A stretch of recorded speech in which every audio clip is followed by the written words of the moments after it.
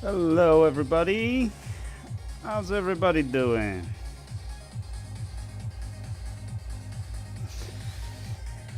Bytech, how you doing, man? Tektronics 7, how you doing, man? Yeah, nice stream earlier today. How did that go? Did everything solder on correctly? Everything good there? Error 413, how you doing, man? Good to have you.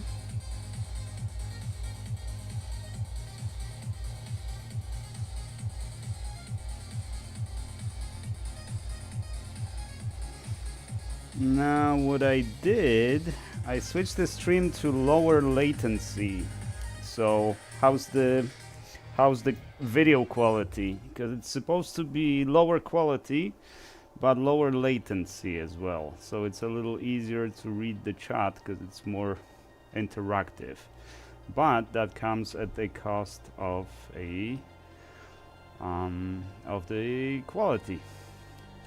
Looks like our bitrate is about 2.6K, which is okay, I guess. Yeah, it's a lot lower latency, that's for sure. Oh, finally I got some feedback on concurrent viewers. Well, that part is delayed, I guess. But what are you gonna do? Alrighty, what we got today are 2 motherboards. We should be doing 2 motherboards a day at least. And lately it hasn't been so. Our first victim. What is this? Core boost memory. Why did I not advertise the manufacturer? Like on the older boards there would always be a huge logo, Acer or MSI or Gigabyte or something, and these nowadays, oh yeah, it's MSI MS7D70 version 1.1. Let's put it on our guillotine. Maybe let's grab it here. And this one over here.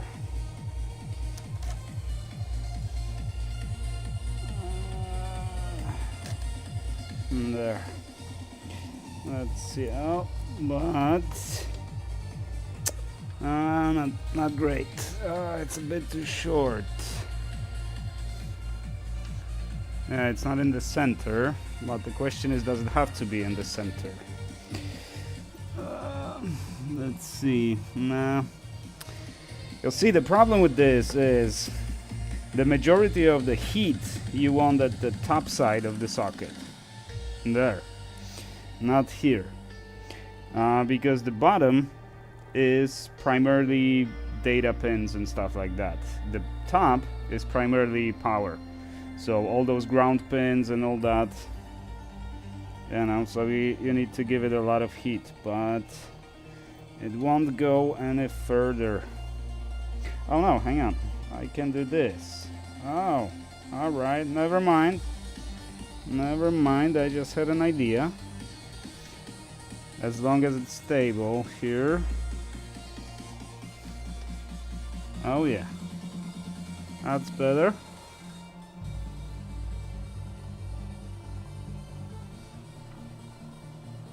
Okay, that should do. That should do it. All right, how's everybody doing? What's the stream quality?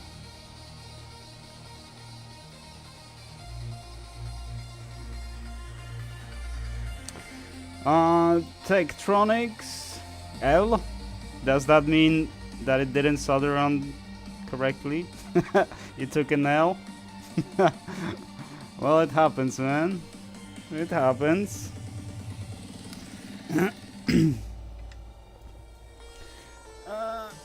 Nothing to cry about. Nothing to be discouraged about. Oh, it went good. Okay. Oh no, that's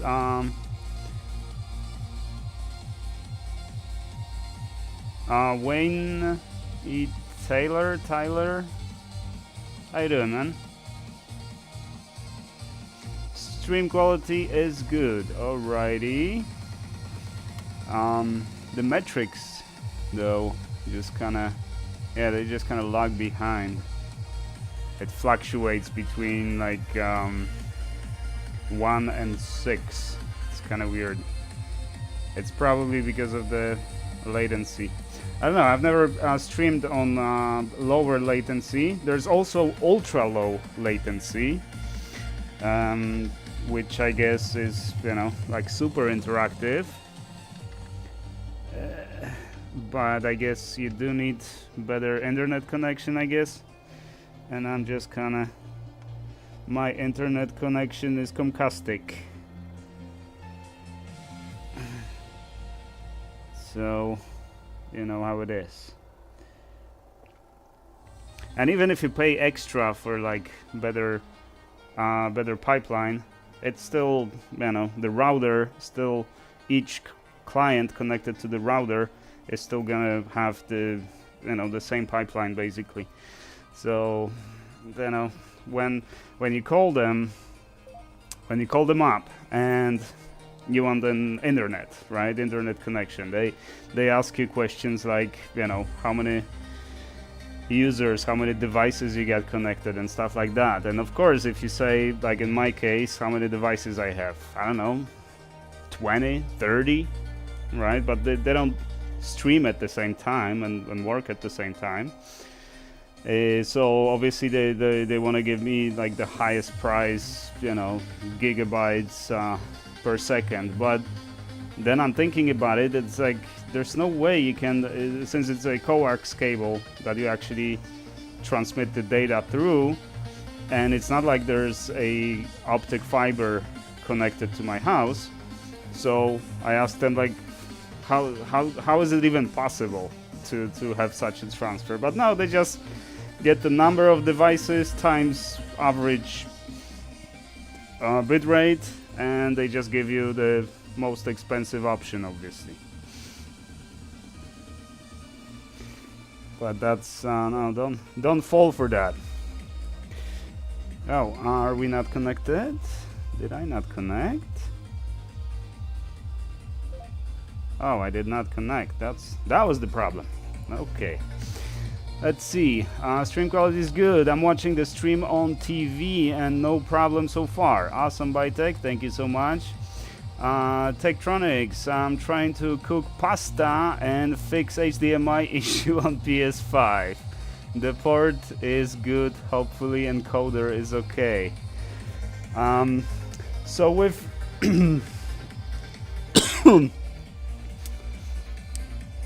sometimes the port looks good, right? When you look at it, do the visual inspection, and the port looks good. But it's better if you connect, like I have USB-C over here, right? It looks good, visually perfect. But I connect the tester to it, and it tells me that there's short on VBus. It could be the same problem, because sometimes you get some kind of speck, some dust, some stuff in the port, and it's causing short somewhere. So yeah, visually it looks good, but it actually doesn't work. So I would look into that. I usually, you know, all the HDMI or all the display issues on PS5 that I get are always the HDMI port. But usually you can see the port is like completely mangled. So look into that. But HDMI encoder, yeah, I guess they go bad as well. And it's kind of a pain replacing that on PlayStations. I think without the BGA station, it's kind of hard. Okay, let's do 100 degrees, and let's start preheating. Let's do long preheating, 45 minutes, because last time it kept turning off, right? And I didn't know. Let's get some good view on the port, or not the port. You see, you mentioned port, and now the port is on my mind. The socket. There, that should be good. and let's give it 45 minutes. And let's start preheating. Thermocouple looks good. The top looks good. Everything's good because we want to do 2 boards today, so let's not waste too much time. Well, now we can waste time because it's preheating. But let me know if you notice it going to 100 degrees or like 80, 85 degrees at the top. Let me know, because that's when we have to increase the temperature. And I will likely not see because I'm gonna be too busy yapping about nothing.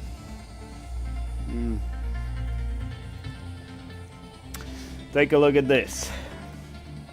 See this beautiful flux? Look how uniform it is. This is my latest batch.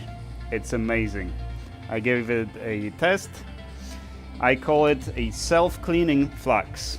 The video will go up. As you can see, it's already cut, encoded, processed. I just need to make a thumbnail and we're going live with that one. And it's, I assure you, it's amazing. It's the best flux I made to date. Absolutely awesome.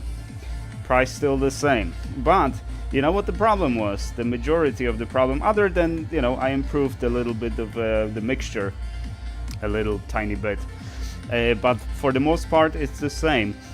But the whole problem was in mixing, because I was doing hand mixing, right? And now it takes hours of mixing to actually get the proper texture. So I finally put the electric drill on top of the dish. I constructed a little mixing handle, like kind of like a drill. And I don't know if you've seen it on Discord. I posted a video, like a 5-second video of it mixing. It's wonderful. Now I'm really happy. Well, actually the other flux worked pretty well too, but you know, it's mainly the feedback I got from Tony.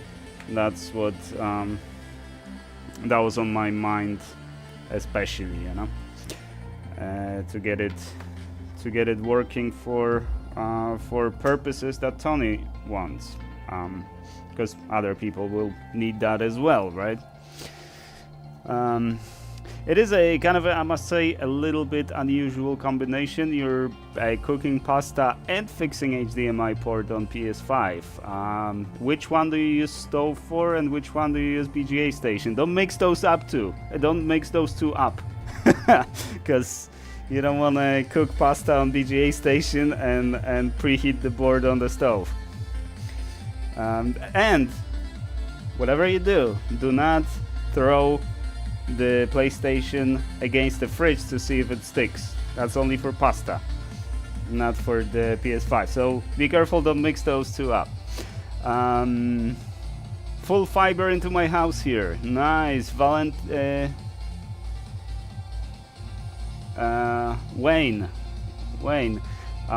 you got fiber. Nice, good for you, man. I ain't got no fiber here.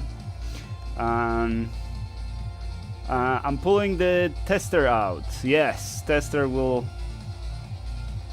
Yeah, comes and goes. The signal comes and goes. Yeah, that's most likely the port. Yeah, I wouldn't expect anything else. Because if HDMI encoder doesn't work, it's not gonna be intermittent problem. It's most likely gonna be just, you know, there's no signal and that's it. But if it comes and goes, also obviously check the cable. You probably did check with another cable, but that's in my case. Usually when I can't figure out the problem with the HDMI, it's usually the cable.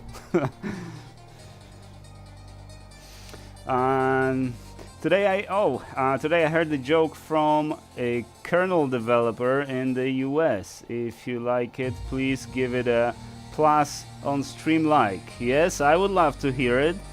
The kernel jokes are the best dry humor ever. Northwest reviewed it. Yes, he did. I say he gave me a really good review, but you know, it's not perfect, right? There's definitely a room for improvement. Tony has never had a positive review on any product. I did not know that. I say, well, you know, he knows what he wants from the product, and if it doesn't, you know, conform, if the product doesn't deliver, then yeah, it's gonna be mixed review, I guess. I wouldn't hold that against him, but yeah, it might be harsh. I don't know. I think it's from a Slavic culture, much like myself, so we tend to complain. Ralph, send you a message just now on Discord. Can you send me some kind of payment method so I can send you money privately for 2 flags and postage to UK, since I can buy it from eBay? Yes, sir. I will send you a link as soon as I get the actual postage price. But I expect, you know, it's an envelope this big. You want 2 of them? It fits 2 tubes. So I expect, I don't know, $10, maybe $15. So yeah, I'll get to you. Thank you so much for your business. You're gonna love this new compound, this new flax. You're gonna absolutely love it, especially after you see my video. I call it self-cleaning flax because it's amazing how quickly it reacts with IPA. You just spray it, and the flax goes away. It's amazing. I absolutely love it, and I hope you will too. Let's do 150, and there. Vermont winter, tons of snow. Nice. 2 neighbors head to their cars, neither will start. Oh. Once a mechanic pops the hood, the other, me, a Microsoft dev, gets in and out. Gets in and out. Gets in and out. Yes. Yeah. Nice. That's one thing that I don't miss about Wyoming or Poland, is the snow. Is all that issue. Because my wife loves Wyoming. She would love to live in Wyoming because of the views and, you know, and stuff. And yeah, the car insurance is low, no state tax. You know, there's plenty of advantages, but there's a reason there's no state tax, and there's a reason the car insurance is low, because there ain't no people there. But you know, no one thinks about this added time where, you know, it's not only about the temperature. You wake up in the morning, you want to drive somewhere, well, first you gotta warm up the car. You gotta shovel all that snow off the car. And if you live in like an apartment building or something where they do the snow shoveling for you, it's fine. But if you have your own house, you know, then you have to wake up 3 hours before you actually have to leave for work, so you can shovel all the snow of the driveway to actually, you know, move your car. And yeah, no, I don't miss those times at all.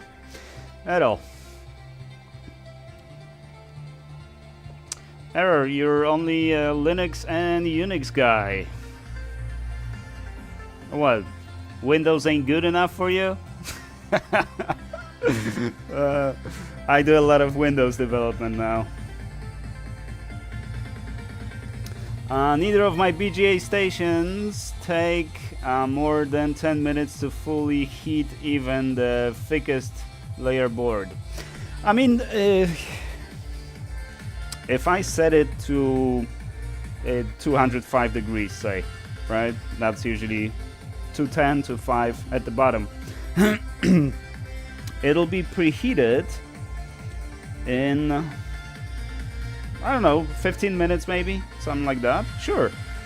But the problem with that is that you don't want to preheat it too quickly. You want the profile to be nice and smooth to preheat the whole board. All right. So that's why I preheat slowly. So yeah, I do agree that I could improve it, but you probably have Elstein heaters, the big Elstein heaters, and that's why you're preheating quickly. But again, I would advise to preheat relatively slowly, not too quickly, or at least that's how I do it. If I haven't really had any issues even preheating quickly, because especially when I have a stack of boards like now, sometimes I just go one after another, and yeah, I don't even care. Yeah, I just set it to 210 and preheat all the way, and it also worked. So I don't know. I always thought it's better to preheat it slowly, but I might be wrong. Okay, aligning the socket is gonna be a pain, but I picked the first one with outline. The other one doesn't have an outline, but I already drew an outline around it.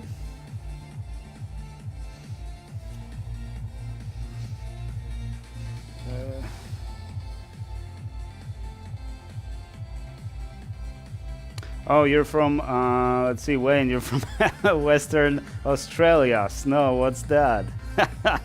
Yeah, I kind of envy you.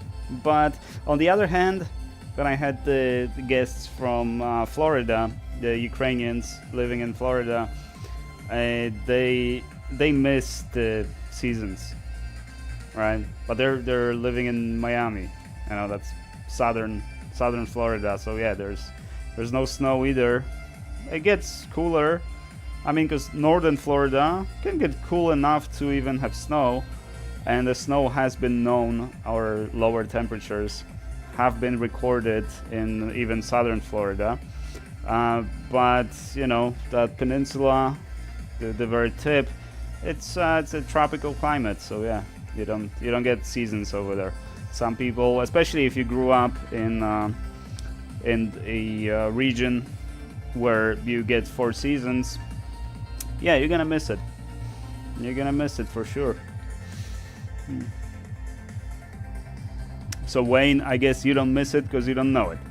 But I guess I don't know if you would like Polish winter, or winter in Wyoming, or in Wisconsin, or what's the other, Michigan. Yeah, Michigan winters, or Chicago winters can be pretty harsh. With Linux, you share tools and kernel. With Microsoft, you also share personal data. I mean, lately it's kind of questionable. Some people question that. So, I don't know. I don't know. I haven't worked with Linux in a while now, because I used to be primarily a LAMP engineer, LAMP developer back in the day. So we all used Linux for that, and we developed on Linux, and we did everything on Linux, right? Now I do more .NET, and more of the Windows application development, like Rework Pro, like Private Bay, which I'm hoping to release next month. So it's different. It's just different. I mean, it's still better than Mac. Macs are lately really crappy. Back in the day, I would switch from Linux to Mac, and I loved Macs. I still have my trusted Air. Very good machine. It's it has so much dust on it. I haven't used it in years, but I developed so much software on this particular machine. One time I lost it in a TSA check in Los Angeles. So they had to ship it to me, not before I paid some other scammy company like $200, and they did nothing for me. So I got scammed. But what are you gonna do? Sometimes you gotta get scammed. No way around it. But yeah, I would do a lot of development on Mac, and Recently, when I had a job, they asked me like, you want Windows or Mac? Well, it's a corporation. It's a big corpo, so the Linux was not an option. So I said, okay, so give me next best thing. Give me Mac. They gave me Mac. There were so many issues that finally I just brought the computer back and I said, no, give me Windows machine, because I can't deal with this anymore. They gave me Lenovo with like the very high-end Lenovo, like the newest one. It 64 gigs of RAM and that newest CPU that they do. What is it called now? I don't remember, but like this very newest one, and that worked well. There were no issues. But on the other hand, on Windows, the problem you deal with is that Windows doesn't care if it needs to update. It's gonna update now, even in the middle of the freaking phone call, right? You're on the video call with someone and suddenly Teams wants to update, then it turns off, it updates, and it reconnects. I don't care if you're in the middle of meeting, I gotta update now. No questions. So that's another problem with Windows. Although Mac also can do some stuff like that. Plus, I was working, and for the previous company I worked on, I had Mac, and for years it worked perfectly fine. I had VirtualBox on which I was doing the development, right? Because I wanted to have Ubuntu Linux on it, right? So I had the VirtualBox with Ubuntu, and that's how I would develop. And then a new system update came in, and of course you have to install it, because otherwise the DevOps department and security department are going to be on your on your neck.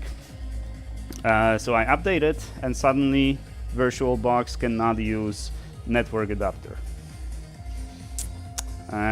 Security reasons, right? So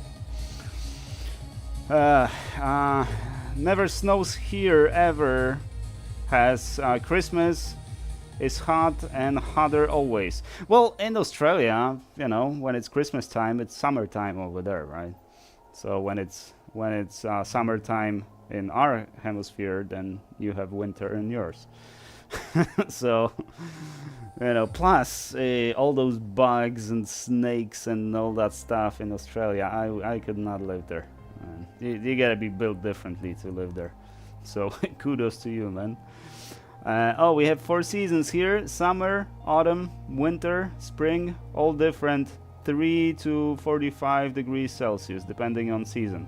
Yeah, so if it goes to 3 degrees, yeah, it gets cold, but not cold enough to snow. Yeah. I have a Polish guy working for me. He reckons Polish winters are reason he has 4 children. Yes, sir. I'm a child of the martial law, because in 1981 there was martial law declared in Poland, so you couldn't leave the house. It was winter as well, and there would be no electricity, no TV, because on the TV there would only be there would be nothing. There would be no movies, no entertainment. It would only give you the updates on the news, like, yeah, you're still in martial law. Yeah, you're still not allowed to go outside. The radio, the same thing. So my parents had nothing else to do but making me, and I'm the result of a martial law in 1981.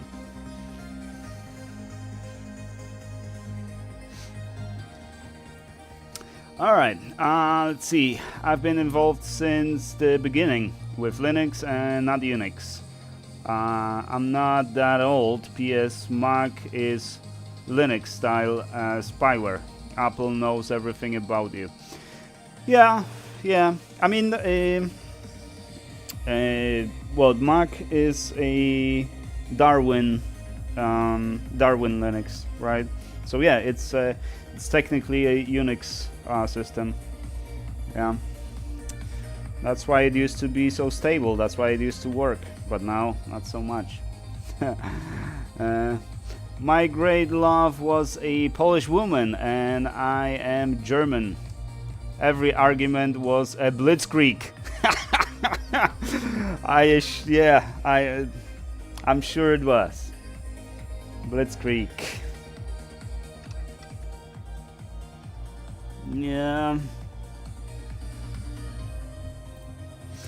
And especially, arguing with a Polish woman, not the most pleasant thing you can do with your life, for sure. We are at 195, the top is 146. I'm gonna start the profile in 4 more degrees.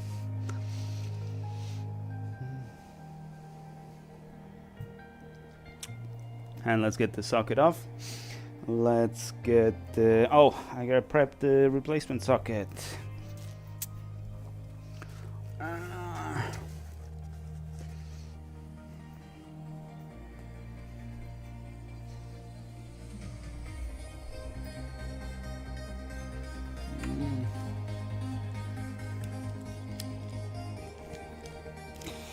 Let's see my balls. Okay, looks like my balls are looking okay.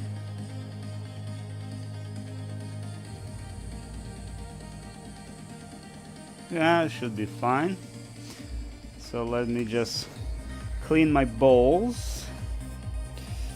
And the socket should be ready.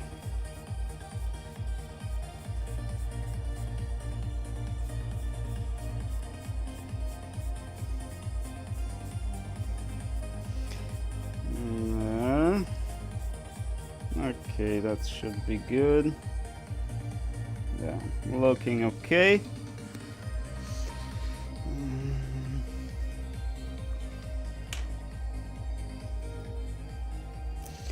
Let's get some wick. I forgot to order wick. I need to find some wick. And I don't want to use too crappy one. Let's use this one. Should be fine.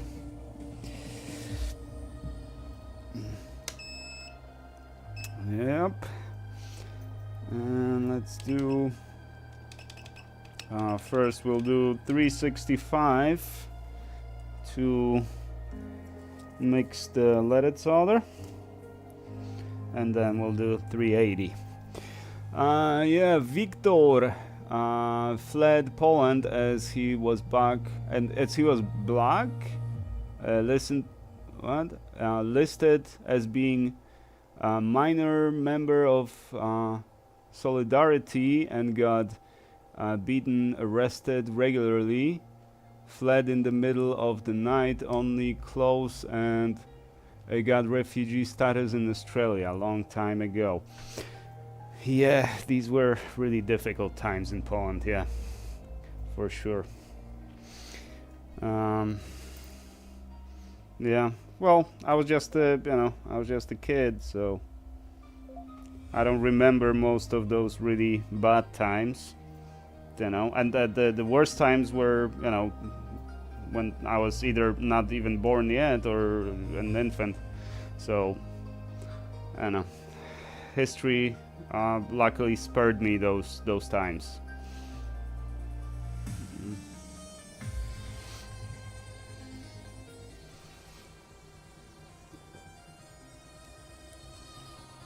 Guess I was lucky that way.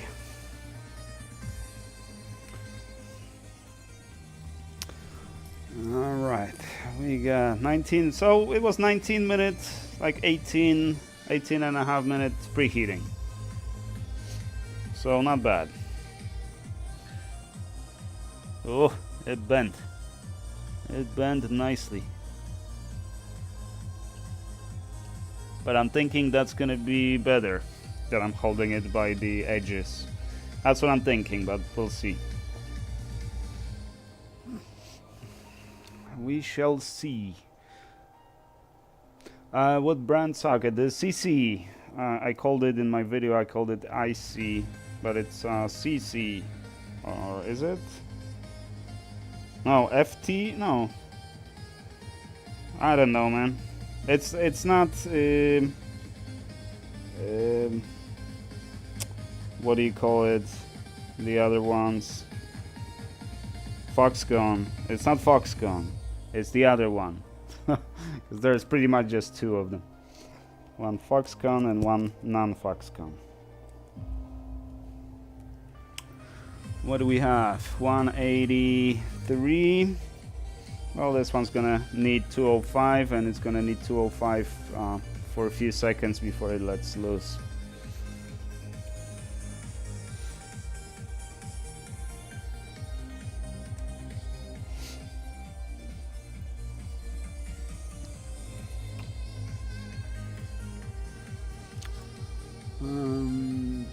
Yeah.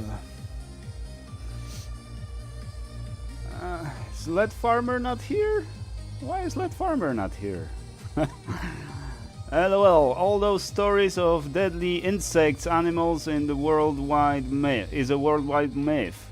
You never see them and are only in a few isolated areas. Okay, good to know if I ever decided to visit Australia. Because that was primarily the thing that kind of freaked me out about Australia. You know, the same in Georgia, right? It's kind of like a tropical climate, right? It's close to it. So yeah, there's plenty of insects everywhere, and you know, roaches, maybe not rats, but you know, like all kinds of beetles and mosquitoes and all that kind of stuff. So yeah, it's also not that great in that regard. Poland or Wyoming has a lot less of that problem because the conditions are hard or harsh, pretty harsh conditions, especially the elevation, because it depends where you live, right? If you live at higher elevation, you get a lot fewer mosquitoes there.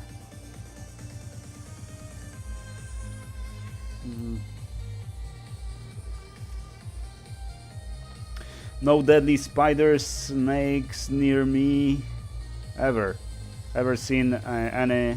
I'm 56 years old and never seen any deadly, not even the black mamba or whatever, black widow, whatever those are, or those snakes. Or you've seen kangaroo though, right?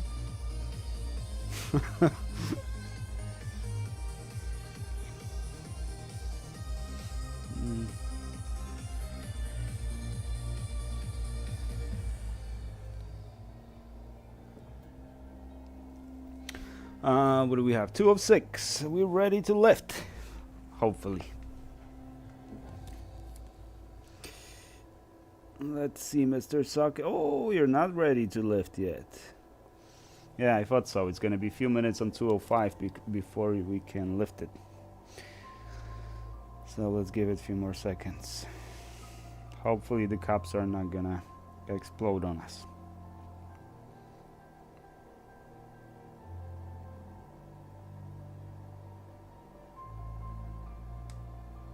Oh, I hear some sounds from the board. That's never a good thing.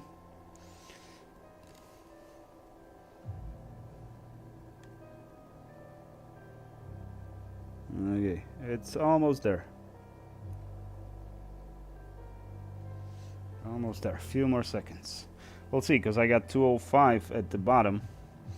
Because I dropped the temperature by 5 degrees. Because I think 210 was a bit too aggressive, but we'll see. And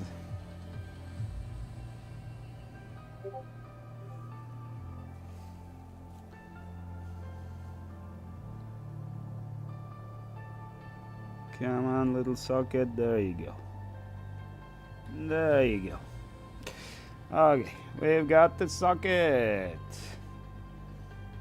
Looking good. Alright, now let me read what you guys wrote before I start wicking.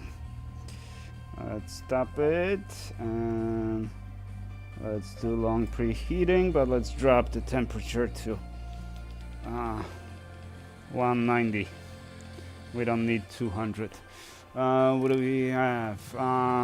There are black widows here, but they only suck your bank account dry.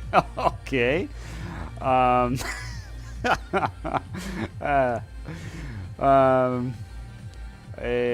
Funnel web spiders aren't in my state. Nor black mamba, snakes, no kangaroos aren't jumping around neighborhood. You need to into rural areas to see roos. Same koalas aren't in Western Australia. Okay. Alright, I learned something new today.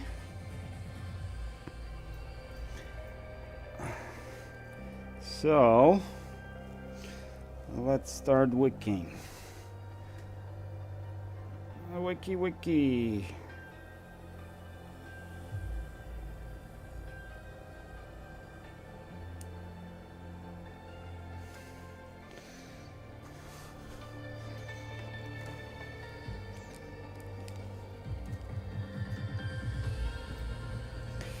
And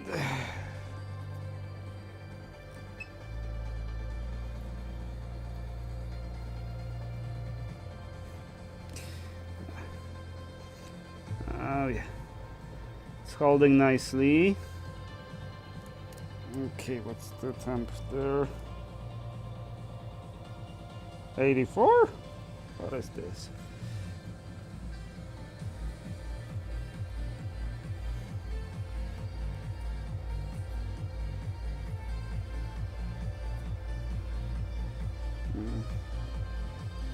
Come on, blob. The blob doesn't want to listen.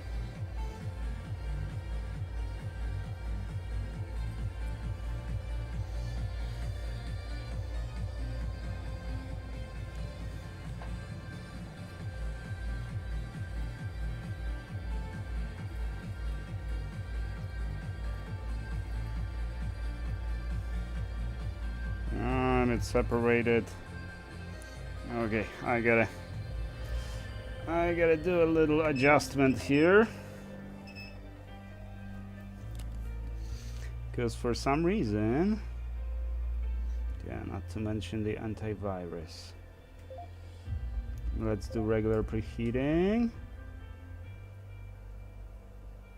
Okay.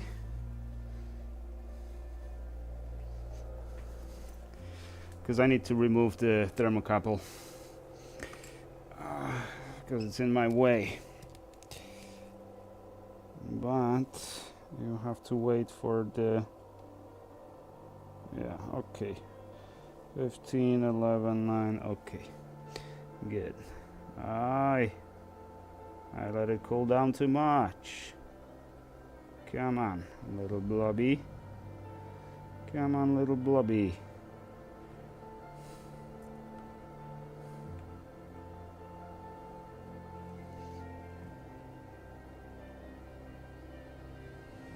Oh, come on. Why are you gonna be like this?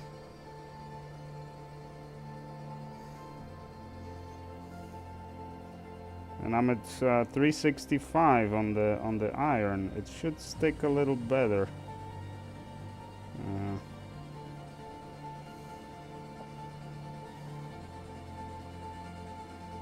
No, just stay there.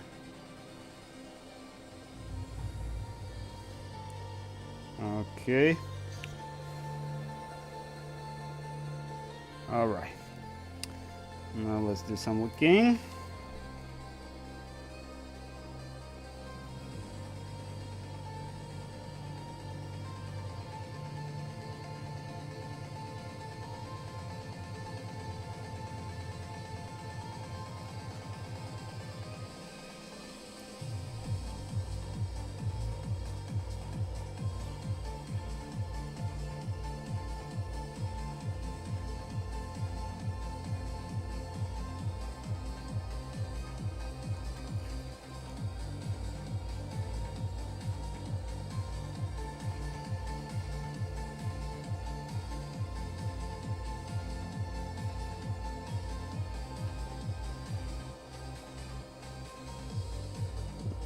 Okay.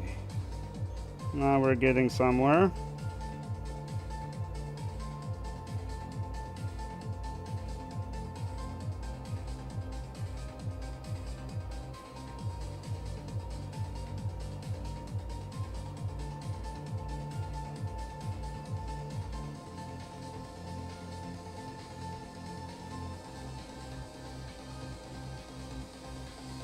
Okay, we need higher temperature here. 365, not enough. Oh, but not 400. 380. 380 will be good. Come on. Wick, you're bored? There you go. Yeah. 365 is good for tinning, but definitely not good for wicking.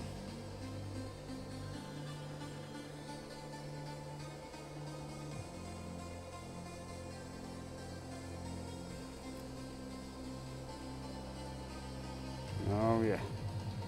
There you go. Now I feel it. I got all the solder off. And lubricating properties of my flux are shining now. The best property of my flux, I guess, so far. I will see. Batch number 3, I think it's a lot better.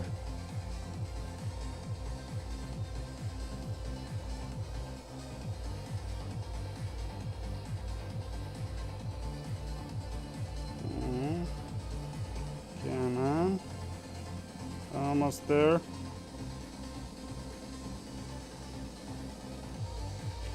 Almost there.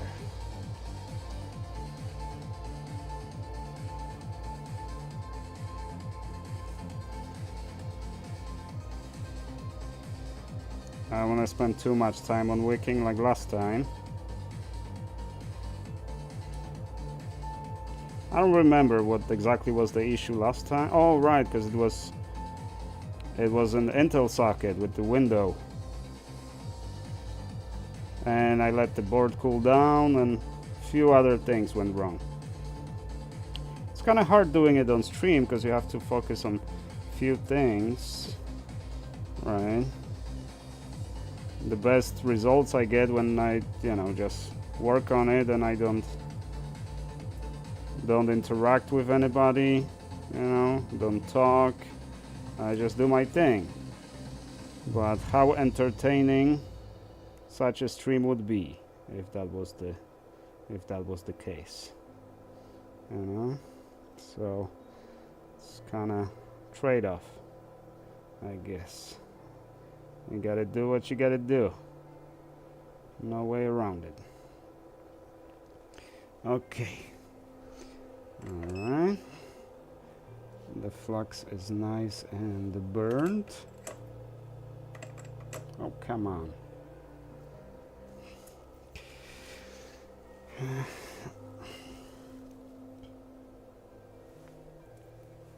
That was quite a lot of wick we used. Now, since we have an outline, let's just wipe off this flux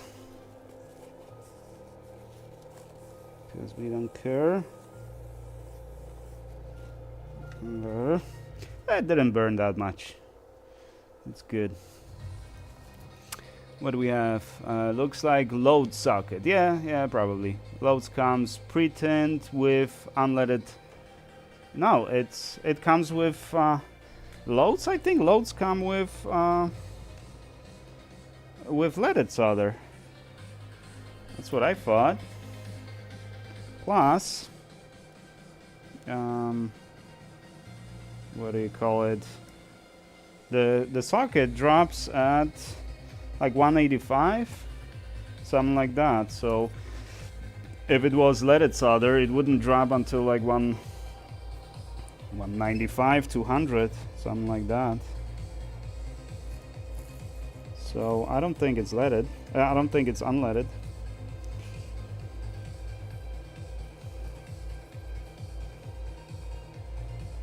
Okay, is there any more solder left? Well, there was some. The wick has saturated a little bit, so I'm glad I'm doing the second pass. Otherwise it's difficult to position the socket, because it will happily sit in any position other than the right position if there's any solder left. It'll be either too far to the left, too far to the right, but not the exact position, because in the exact position you have solder.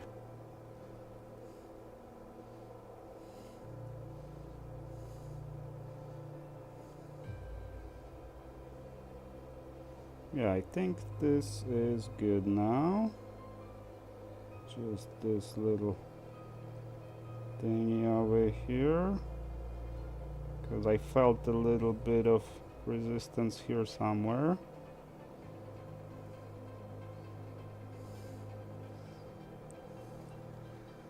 Yeah, but I think it's good now. It's hard to say when there's still a layer of flux on it, because it reflects the light differently. So it's kind of hard to tell. So all you can do is use your soldering iron as feedback, not visual feedback. You gotta feel if there's any solder left anywhere.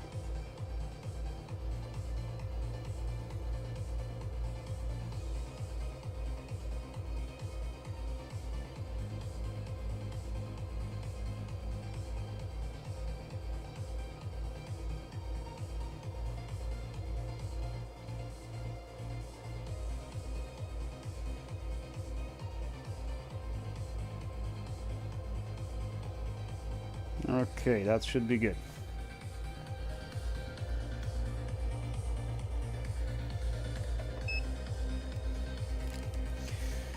Now let's remove this blob. There's a nice big blob.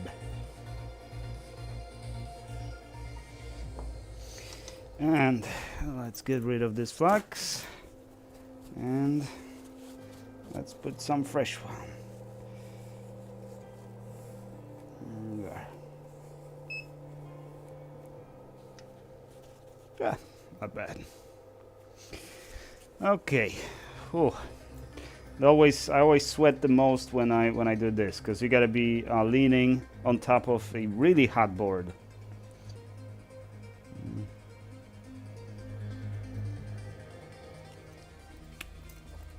Okay, let's stop the preheating.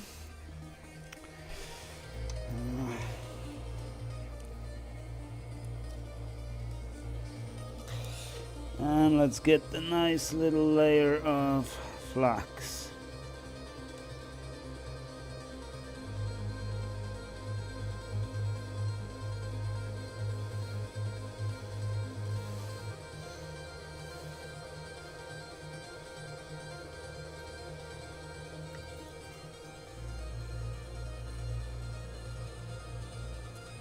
And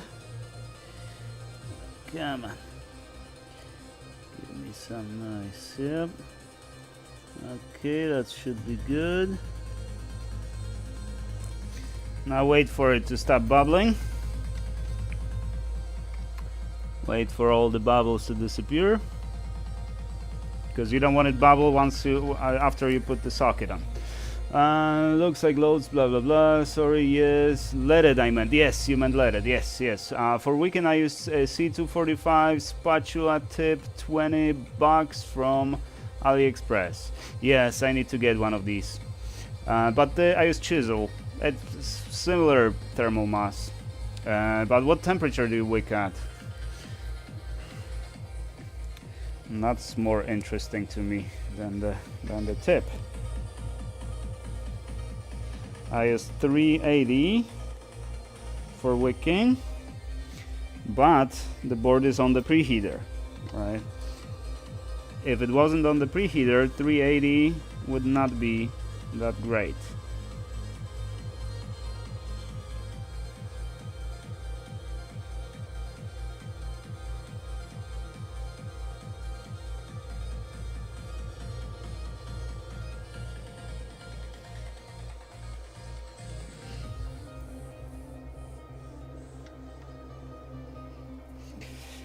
Okay, let's 350 for wicking. Okay, but on the preheater, right? Because on this board, if I went 350, it wouldn't even make a dent, you know?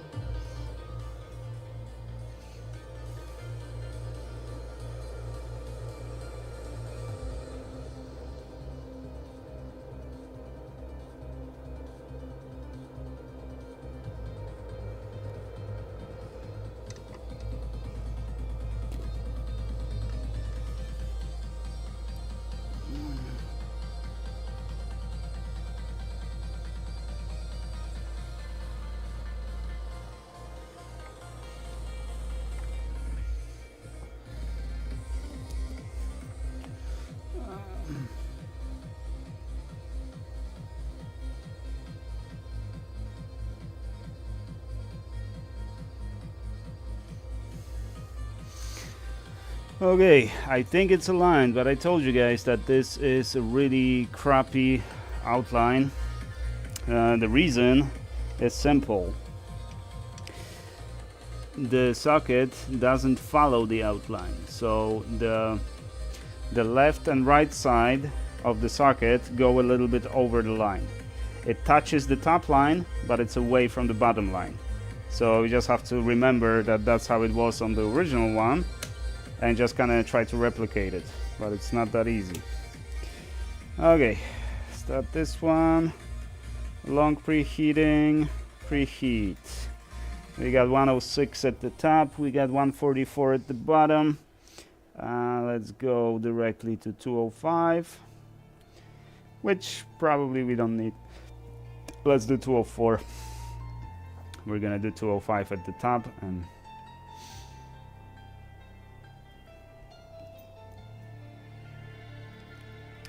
should be good. Let's see if we can run Bismuth. Significantly lowers the melting temperature, which is why it is found in many low temperature solders. That's what they use for low temperature solder. Okay, I didn't know that.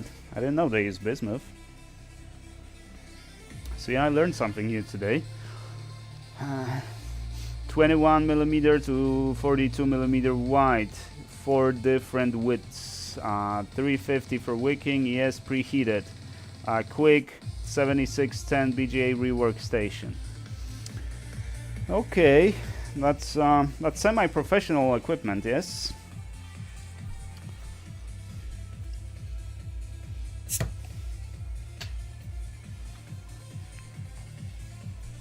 Oh, I brought a second beer, but now it's a little bit warmer. It's not like you get fresh from the fridge. It's good. I'm pretty hot, so even that works pretty well. Whoa, what's the temperature here? 32.8 degrees Celsius. And I'm wearing 2 layers. I have a t-shirt underneath this shirt, and it's a long sleeve shirt, which, you know, I folded up the sleeves, but it's still pretty warm. I probably should take off the shirt, but I don't know, I just like wearing shirts.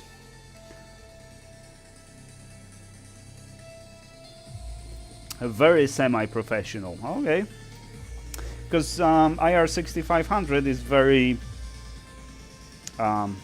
amateur. Very mid-amateur. But if you mod it properly, right, I turned it into a semi-professional, especially with Rework Pro. It becomes much more semi-professional than when it comes as a stock machine, you know, when it comes from the factory.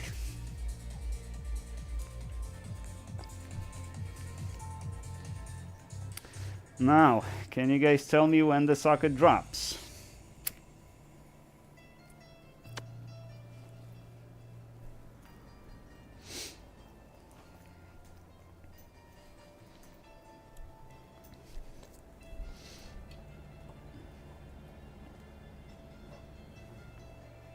Want to see my new flux mixer?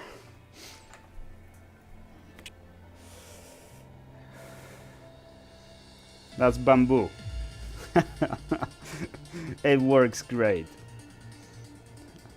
It's a microscope stand and a Black & Decker cordless drill. It works wonders. I don't know why I didn't think of that earlier.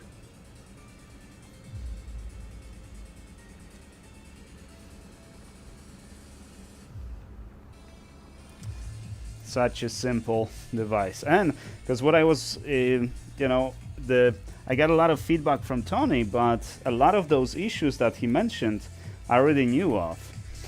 So I bought this at Goodwill. This is a kid's toy, little food, KitchenAid, right? And I wanted to use this, but then I started working on a speed controller for it, right? So I got the speed controller and I got this, but I didn't put it together. And then it occurred to me that, hey, I can just use my drill, and it worked perfectly fine. Whoa. Yes, I know a lot. 3 PhDs. Damn. Guatemala, Mexico, and China. Still in transit. Damn. Damn. You're so educated. You probably know some stuff. I'm a dropout, so you know, I got nothing on you.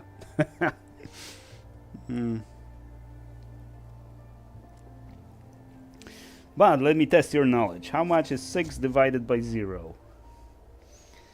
First one to know gets a, I don't know what, a shout out. I don't know.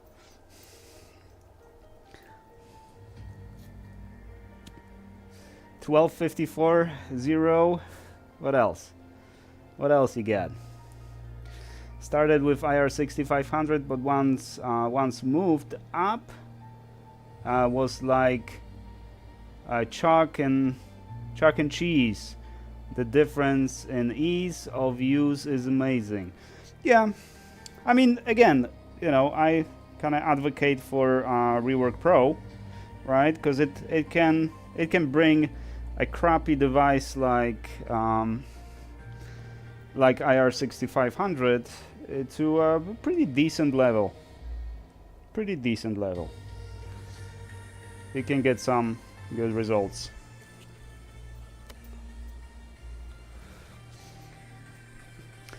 Okay, no more answers. So it's either 1254 or 0.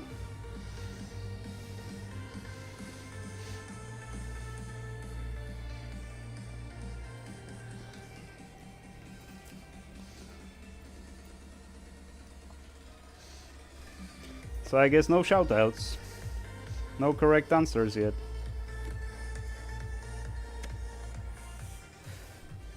All the coders should know.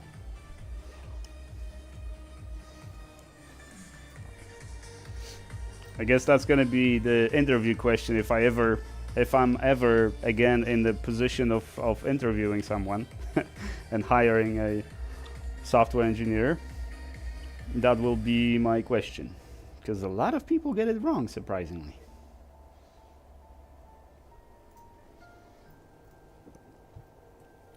It's not possible. That's also not the right answer. It is possible. When you calculate the current going through the resistance, right? You divide voltage by resistance, right? What if resistance is 0? There's gotta be an answer. Oh, the question was how much is 6 divided by 0? 6 over 0.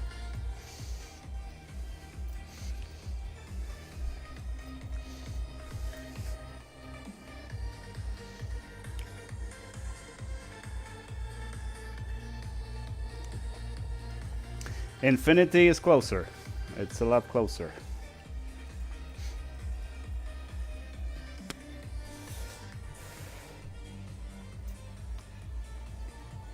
See, I don't have PhDs, but I know some stuff.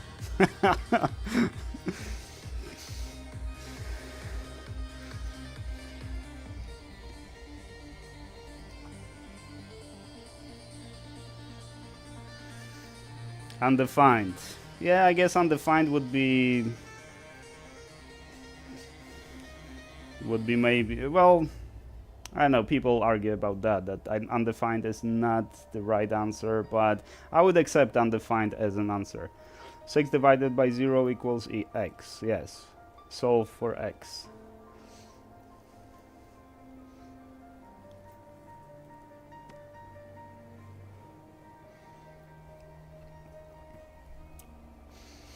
You didn't expect math problems today, did you?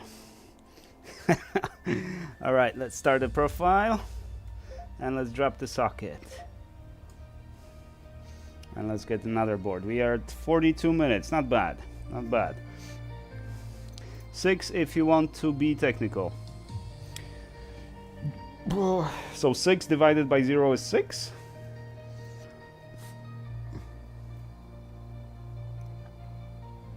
But only as an intern step as a basis. Okay, you're going deeper with that. Yeah, because as I said, you know, because no matter what answer, if you say that it's, you know, it cannot be solved, if you have 0 resistance, which you can have, you know, even without the superconductors and stuff, because there's always going to be some resistance, right? But it's going to be approximately 0, right? A wire, right?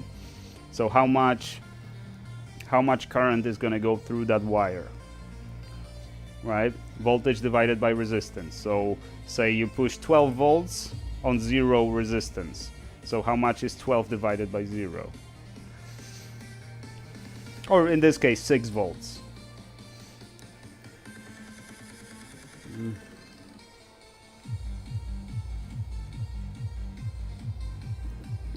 Raf, can you use Rework Pro on couple PCs, or is it activated on one PC and usable only on that PC? Well, what do you think, man? How long have you known me? Would I do that to you, man?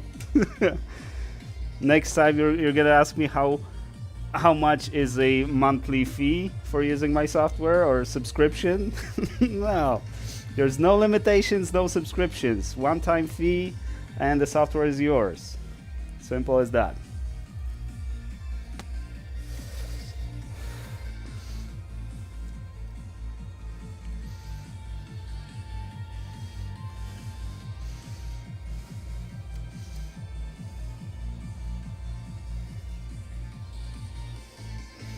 Okay, we're going to, you see, the socket dropped already. Did you see that?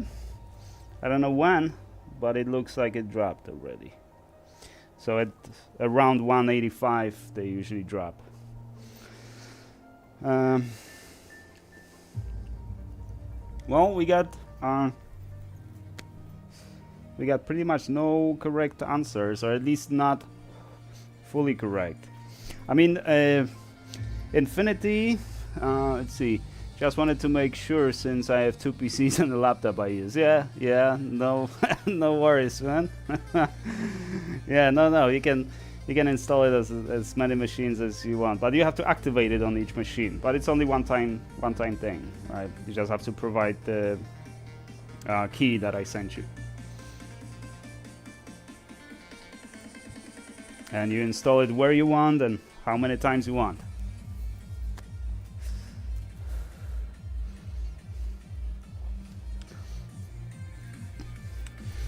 Okay, well, long story short, when you push 12 volts or 6 volts through 0 ohm resistance, then your resistance is not a factor.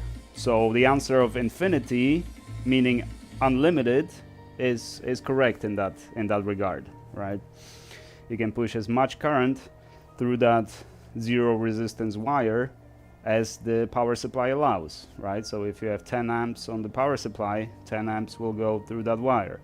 If you have 50 amps, 50 amps will go through that wire, and so on.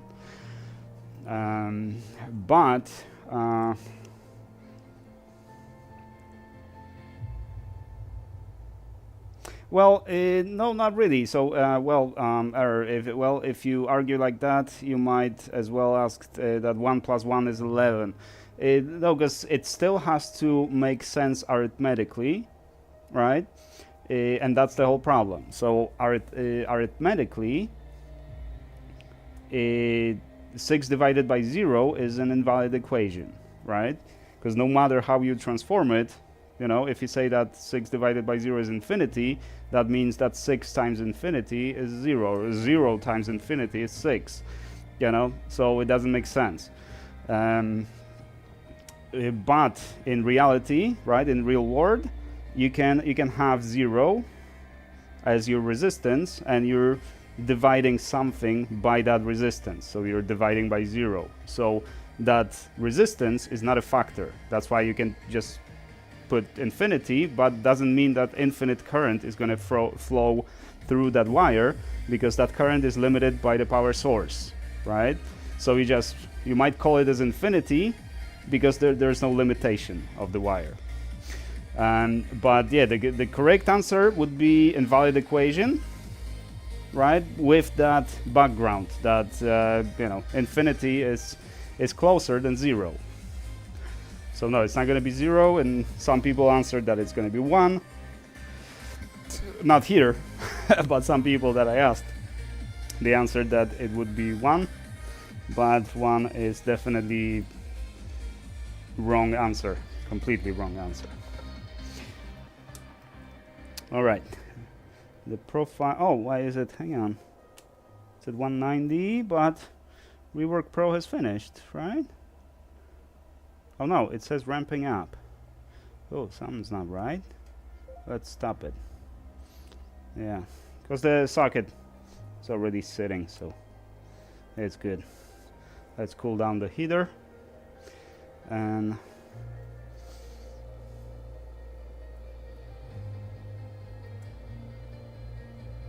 oh, I I already understood that, but my ego didn't. Nice. Nice one, man.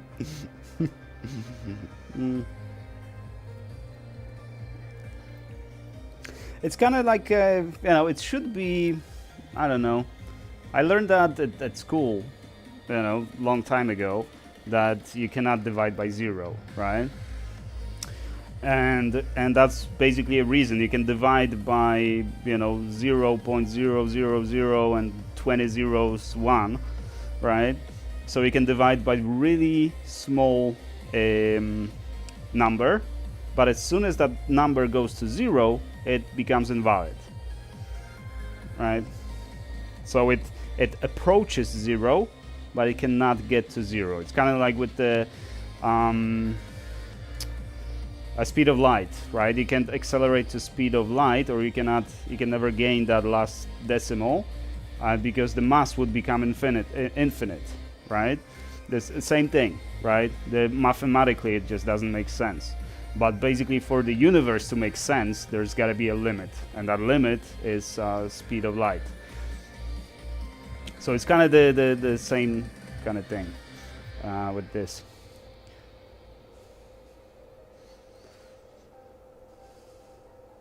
Yeah, Rework Pro went up to 196 and then dropped. Yeah, no, it's the graph says, yeah. I don't know. It kind of, the bar at the bottom stopped registering. I'm not sure what happened there. Maybe it's a bug. Let's check the log if there was any problem.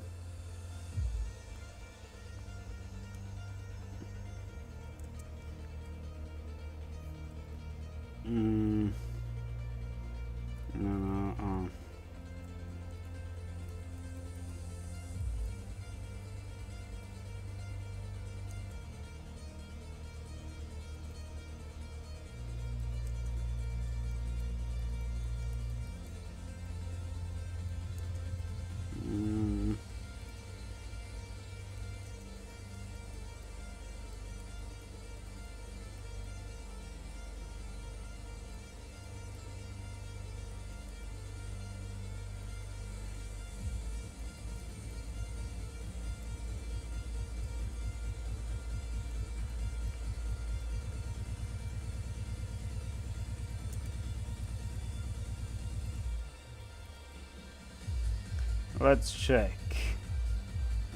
Not here. Let's bring it here and let's check the log.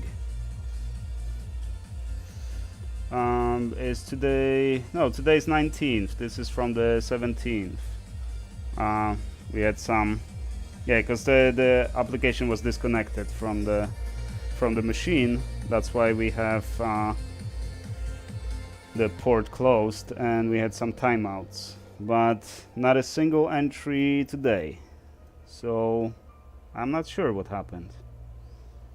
I guess whatever happened, Rework Pro thought that it was good.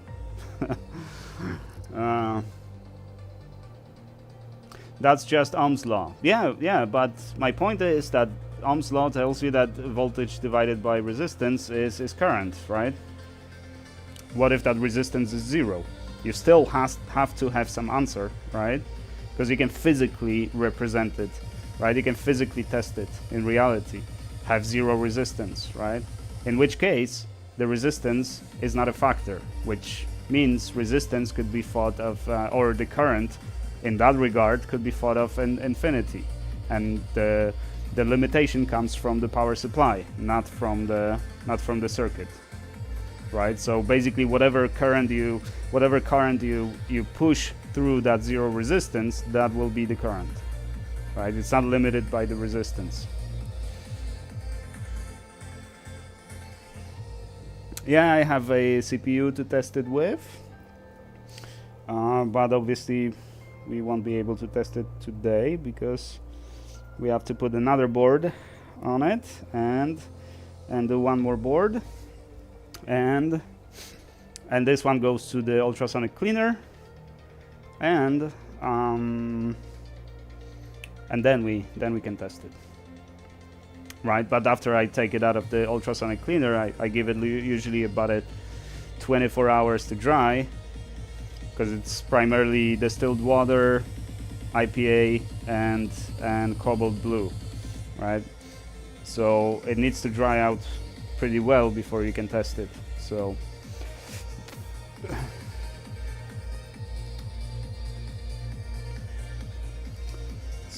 we're not gonna have our answer today, but we'll see if the socket is sitting.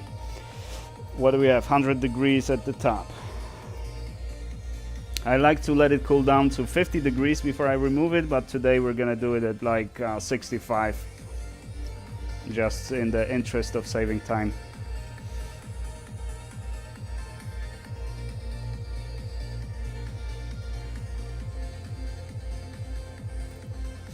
We have very low attendance today. I guess the stream is not very entertaining. I can't blame you. I can't say I blame you, because rework, BGA work is pretty boring. I'm off to bed. It's 1:20 in UK. Good night and enjoy the rest of the stream. See you, Bytech. Thank you very much, and I'll let you know. Actually, if you can send me an email, because I already have one from Joey. Also, I think also in UK. So just write me an email and I'll just process both of these, at the same time. Because on Discord it just will disappear and I'll likely forget about it. So just to be sure, just so we get your stuff. And I guess I should make more flux in that case, because I really wanted to make some. Oh yeah, it did separate. Oh yeah, I see it now. Yeah, because I heated it up under the BGA. Yeah, it did separate. Yeah, so definitely you should not heat it up before use. Yeah, that kind of sucks, but that is to be expected. Yeah, don't heat it up. Oh no, hang on, that's the wrong flux. Never mind. This is the one. No, this one didn't separate. Okay. Well, got a little scared there for a second, but as I said, it's something that is allowed, right? Because either you use nasty chemicals and it will become super stable, or you do it organically, authentically and organically, and you have yourself an authentic and organic flux. My email address is raf@blackhorserepairs.com or blackhorserepairs@gmail.com. It's the same email, and it's in the description of every one of my videos, or you can go to my channel and click contact there, and that's where you get my email. Or you can ask anyone on Discord, and they'll tell you as well.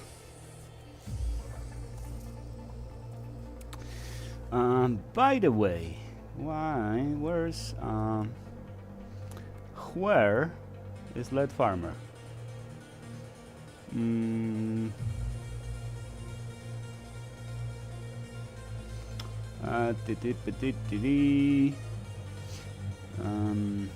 It's gonna be in BIOS repair.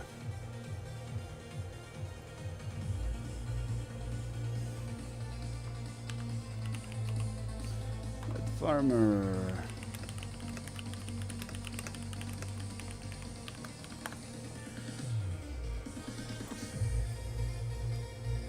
And okay. All right. Don't let me get distracted. Okay. Send the email, and your order shall be fulfilled. And I hope you're gonna love the flux. I love it. So.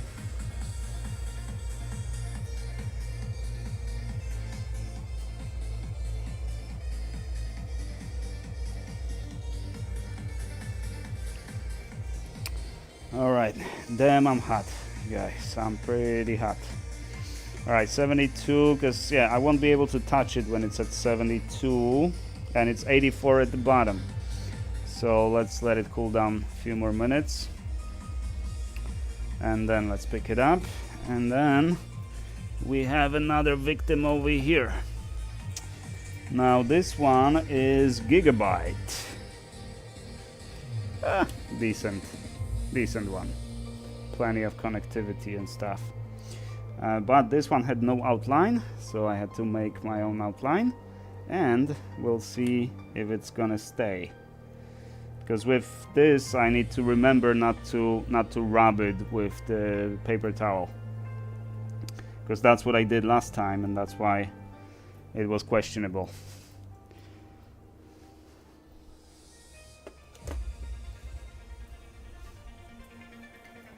$69. Okay, 4 more degrees, and we're taking it off. At 65, it should be fine. I'm drenched in sweat.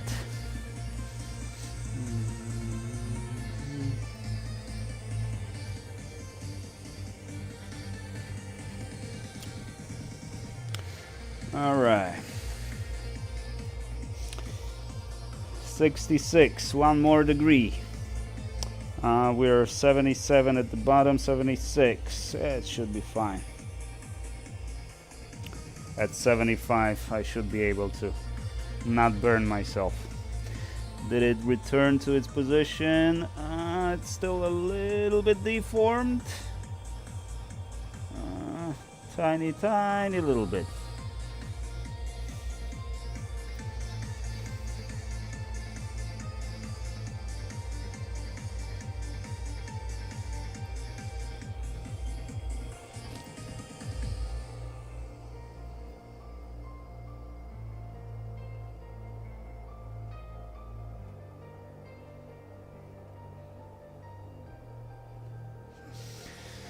All right, 64, yeah, that'll do. All right, get off my little board. Come on, oh, nice and toasty. Looks okay. I don't want to rub it like I usually do. Like try to tear it off. I think it's good. So I'm gonna let it cool down on the ultrasonic cleaner. And the next victim.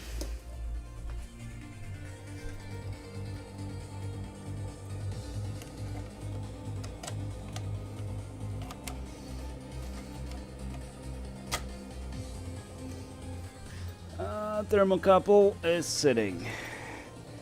Top thermocouple. Come on, little top thermocouple. Sit over here. Don't move anywhere. Okay, and preheat. 45 minutes. Should be good. And we'll see. Last time, email sent. Thank you so much, Bytech. Have a good night, and I'll see you tomorrow, I guess. Sometimes I just do, board after board, like kind of a conveyor belt kind of thing, right? So one takes off, the other one comes in while this one's preheating. I'm cleaning the other one, that kind of stuff. So you can do plenty of these if you just go, because that was what, like 57 minutes for the previous board. So that's a good timing. How big is your ultrasonic cleaner? I need one as well, but not sure. 2.5 liter, 5 liter, etc. Mine is 30 liters. 2.5 liters. That's depends on what you want to use it for. I gotta use it for motherboards, so 30 liters is the minimum, pretty much.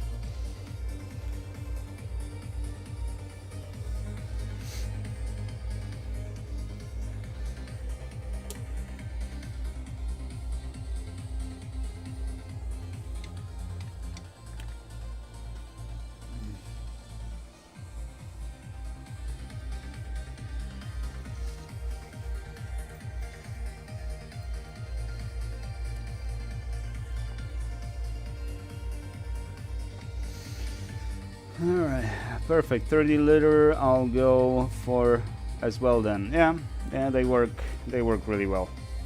And even depending on the board, you have to remove the basket to actually fit the entire board.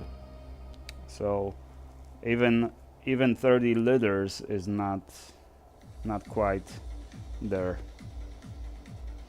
But it also depends on what flux you use. If you use my flux, this is kind of self-cleaning flux and non-conductive and all that. So I'll release the video maybe tonight, if not tomorrow sometime, and you can see how you just spray it with alcohol and the flux just kind of disappears. Then you do another spray and it just goes away. It's amazing. In my view, it's for that very reason, it's a really good flux for socket replacements, because you don't even need an ultrasonic cleaner to clean it afterwards.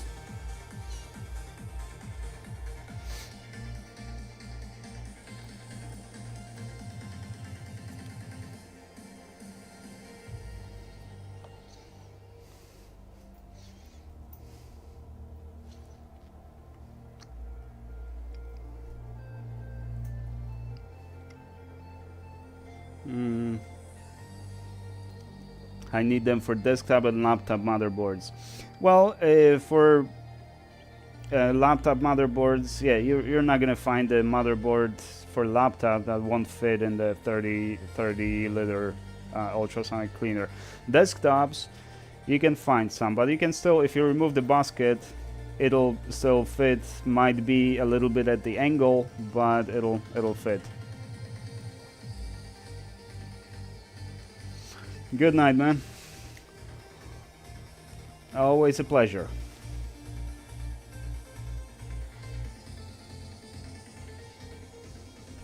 Your #1 chowder today. You get a little red balloon. Okay, and as you can see, well, now we didn't reset the timer. We could have reset the timer. But I kept it on 204, so now it's preheating from 0 to 204. Right, so that's only going to be a few minutes. You can see how the line is going straight up. So yeah, it'll preheat quickly, but you know, I prefer to preheat them a little slowly, a little more slowly, to reduce bending and deformation and stuff like that. But well, we'll test it like this because we have to do both of them today. So this one will be a quick board. So we finished the previous one at 57 minutes. So this one, I'm guessing it shouldn't, depending on how long I'm gonna spend, how much time I'm gonna spend wicking and aligning the socket, but I'm guessing 45 minutes should be tops for the whole process. But we'll see. I'll see. It's to 230 already. Yeah, and the bottom is at 159, 160. Yeah, it's going really quickly if you do it like that.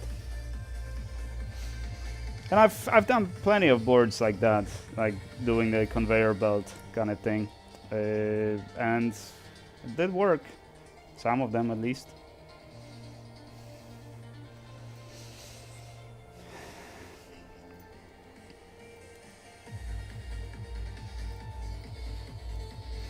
And they've been sitting in the shop for a while, so I'm not worried about popcorning.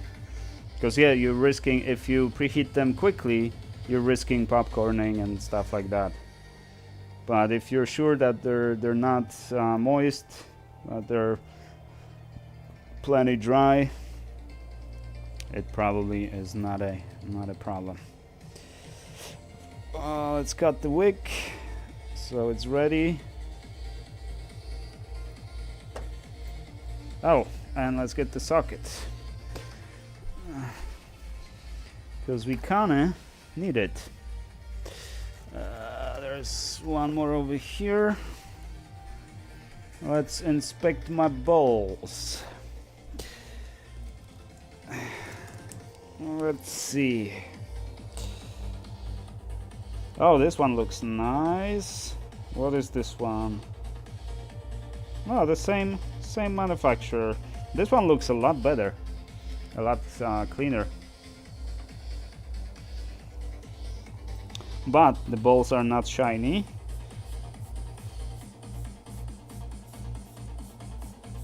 So, whatever that means. Maybe it's good, maybe it's not. Who knows? Who cares?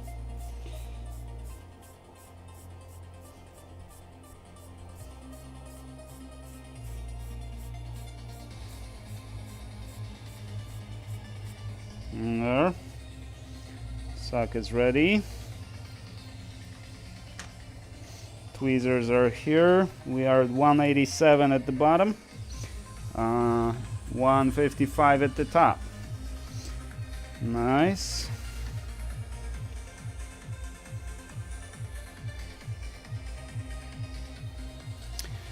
Now let's see how the... Okay, 192. Yeah, I'm gonna start the profile. So, what was it, like 4 or 5 minute preheating? Maybe 6 minute preheating? Next to nothing. Where's the current step? 5 minutes. Yeah, the step time 218. Total is 6 minutes. So it reached pretty much the temperature in 6 minutes. Well, one way to find out. Let's see. Let's start the profile, and if it's gonna popcorn or something, we'll learn something new. Adrian, good night, Raf. Joining a bit late. Evening.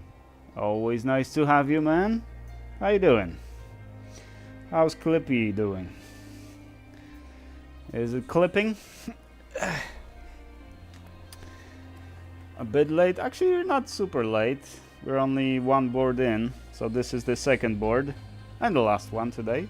We're only gonna do two of these tonight, because you know, it's kind of late. Yesterday I was gonna do some boards yesterday, but the night before, I don't know if you guys remember, we stayed up till like past midnight, and I went to bed, I don't know, at like 2 o'clock maybe, 2 o'clock in the morning, and then my wife's waking me up that it's my son's baseball finals, right? The final game of the season. They got those little rings. Well, it's a pretty hefty ring, right? And so I had to get up. And I had to go to the field, take pictures and stuff, right? Doing my fatherly duties.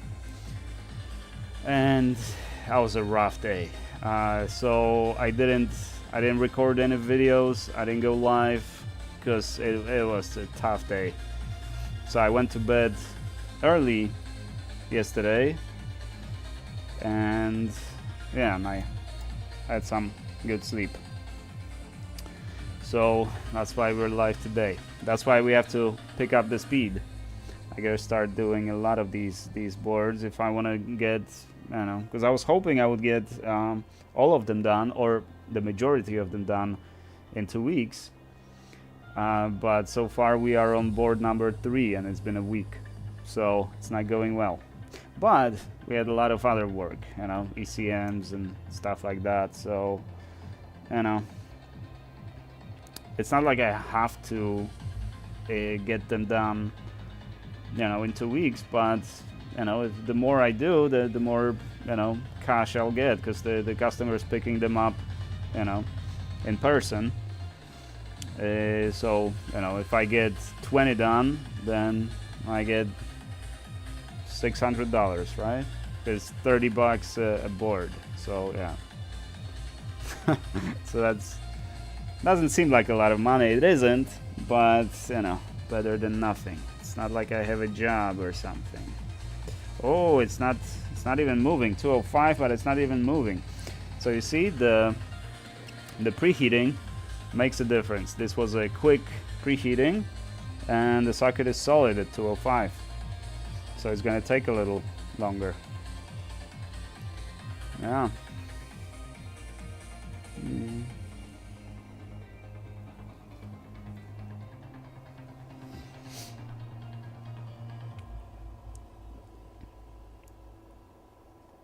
Yeah, and now at the bottom we're at 210 at the bottom, even though it's set to 204.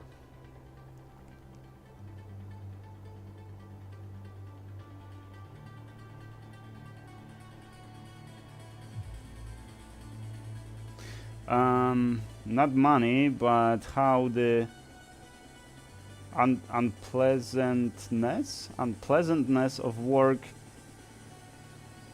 ennobles. Yeah, man. You're gonna teach me some English? Yeah, okay, it's lifting now, but it's not quite there. Few more seconds.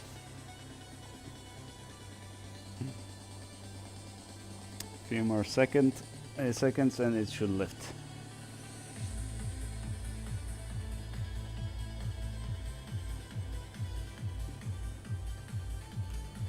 Sounds like a lot of jobs you have for only one person, but I get it more profit. Yeah, well, it's like nearly 40 boards for one guy. You know, so as long as I can get them done quickly and painlessly, you know, he provides the sockets. You know, I don't pay for shipping or anything. It's, you know, it's $30, but it's $30 no cost other than electricity and, you know, and my time. So it's not that bad. At this quantity, I'd say $30 for this service. It takes an hour, right? Not counting disassembly and reassembly of the board. So let's call it an hour and a half. If you can disassemble and reassemble it in half an hour, which is, yeah, you can. Some boards just take a few minutes to disassemble and a few minutes to reassemble. So so that's like, 20-25 bucks an hour. That's not too bad. If this was a little lighter job, meaning something that requires a little less expertise and less work and less sweating balls, then yeah. Oh, come on, it's still not ready? Yeah, there it is. You're ready. You are ready. You're just playing with me. But it took whole 160 seconds to remove it. The profile has ended. All right. Let's get this off. Turn the fan on. Reduce the temperature to 180. Wait for the thermocouple. There you go. And let's do regular preheat.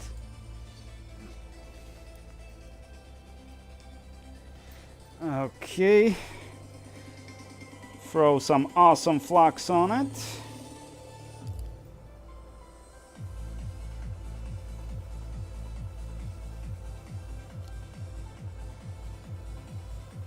There.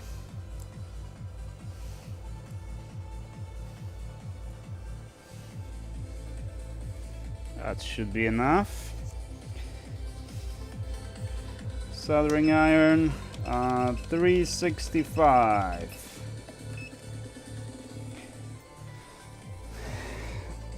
Get some nice hot leaded solder in there.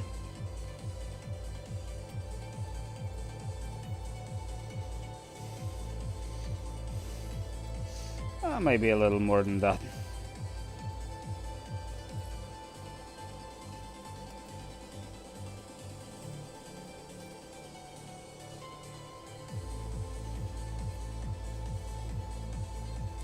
And let's mix it around.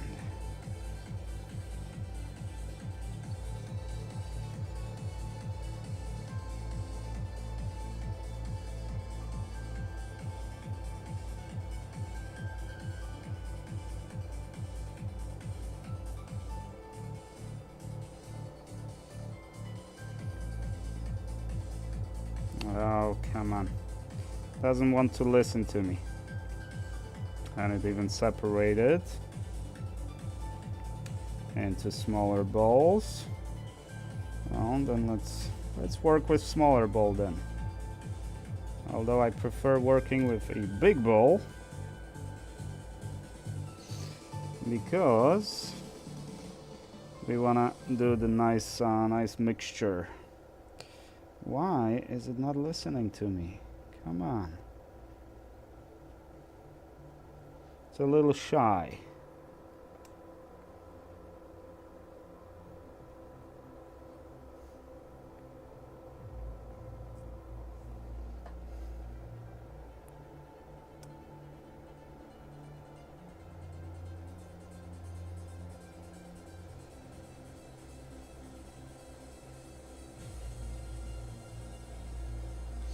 Now, could you wick it without putting lead solder on it? You could. I've done it before. But you need much more aggressive flux than mine if you want to get that done. And if you use aggressive flux and you're doing BGA, then you're doing something wrong. Know what I mean? Because there's no way you're gonna clean, if you use king bow, there's no way you're gonna clean all of that flux off. Some of that flux is gonna stay behind. And that means that your board is going to corrode after a little while.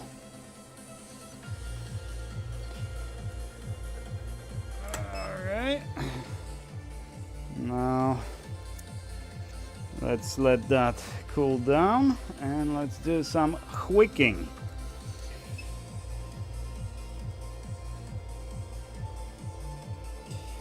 Come on. Oh, but I forgot to increase the temperature. Let's see, is it gonna work at low temperature?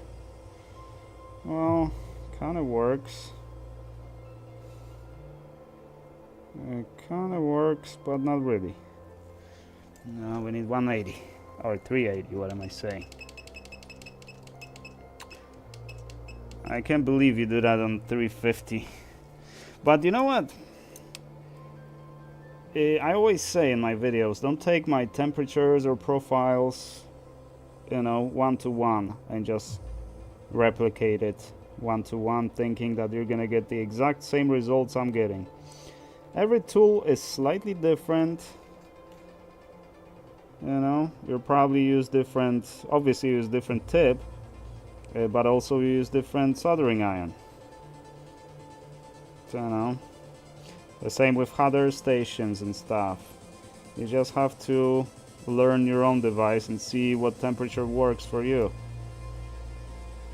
So first thing that you gotta learn as a technician doing stuff like this is how to recognize when the temperature is too high, too low, too much of this, too less of that, you know, that kind of stuff. So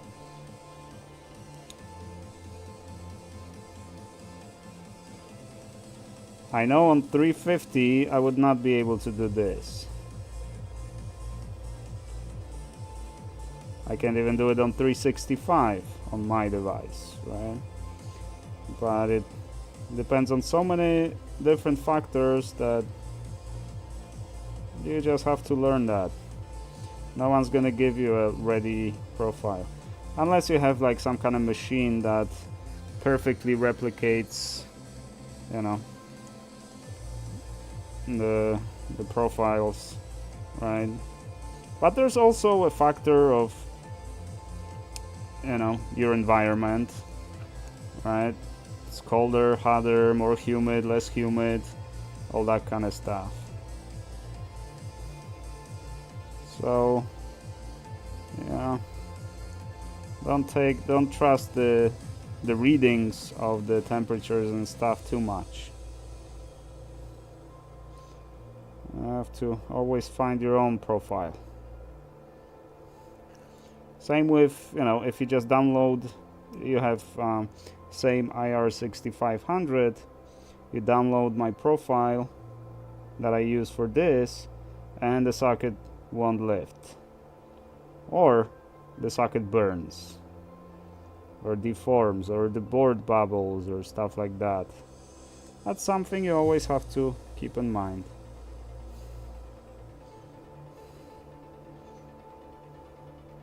So yeah, this is more of a, you know, average, or not average, it just gives you an idea of a profile. You have to tweak your own profile for your own machine, for your own setup. You're not gonna be able to just download the profile and replicate my results one-to-one just by downloading the profile.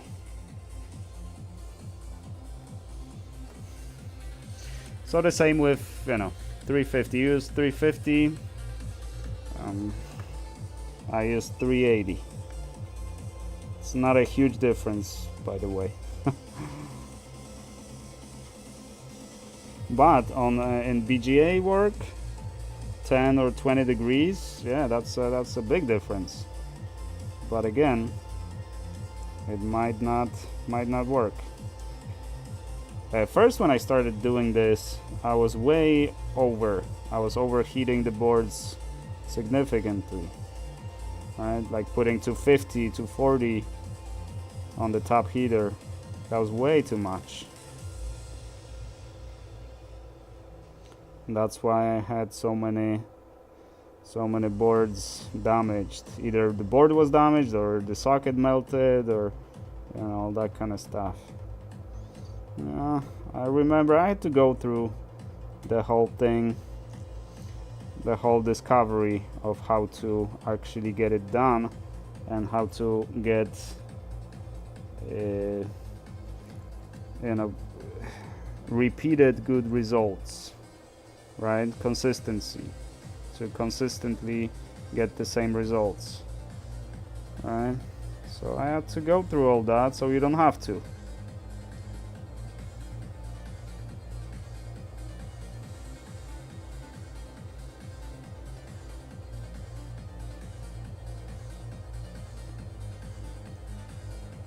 But maybe you still do have to, right?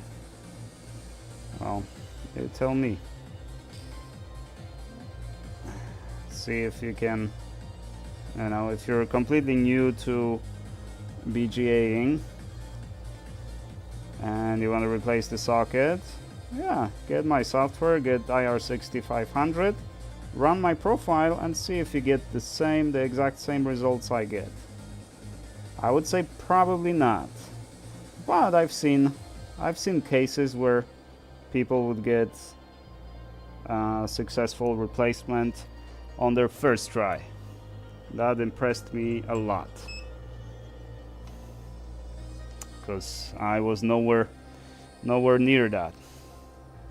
And I was happy when the first time I actually managed to lift the socket without any damage, without any pulled pads, without any damage to the socket, you know. So it was quite a learning experience for me. And it took a while, but I told myself that I would get it or I would die on that hill. Now obviously I wouldn't die on that hill, because if it really wouldn't work for the longest time and I couldn't get the results, I would just give up. I would just figure that, you know, I just can't do it. No shame in that. It was too hard, so I don't know. I'll find something else to do. But I told myself that I really want to do it. I really want to learn how to do it, and that was the determination that I had, that I really want to learn how to do it and start getting good results. And although it was really painful and it took a long time to actually get it, to get to the stage where I'm at right now, it was relatively satisfying process, because you would get some successes here and there, right? So it's not like it was all failures, and from every job you would learn something new, you know. So it wasn't too miserable, but I don't know, it wasn't easy either.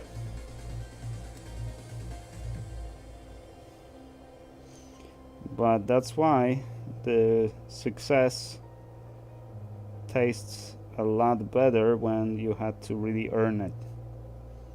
You had to really pay your dues to actually learn some stuff before you can actually get some success, right? So yeah.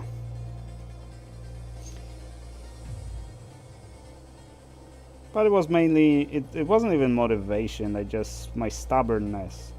I just really wanted to figure this out. I really wanted to be able to do this.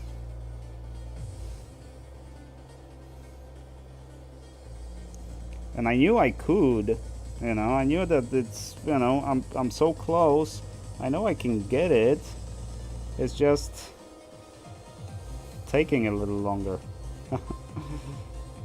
than other stuff, you know. Since, you know, I have software engineering background, in software engineering it just that kind of engineering teaches you a little bad habits, because everything is relatively quick to get, relatively quick to learn, you know, and you get results very quickly as well, compared to any kind of hardware engineering and that kind of stuff, right?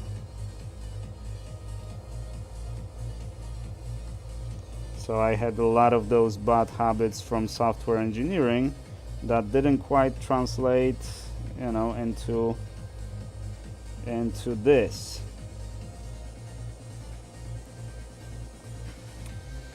And it's way different when you watch it on YouTube, although there was never a lot of stuff regarding socket replacements.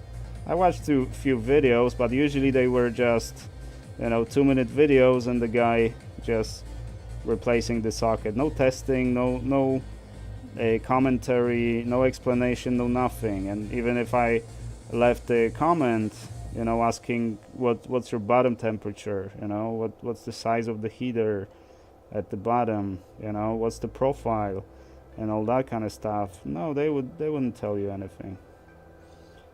Or at least that was my experience, right? I got nothing from them. So I had to figure all that out myself. Well, I also got a lot of stuff from Scratchy and a few other people on Discord. So, you know, I did get a lot of info from other people, so it's not like I had to figure out everything myself, but the majority of it I had to figure out myself.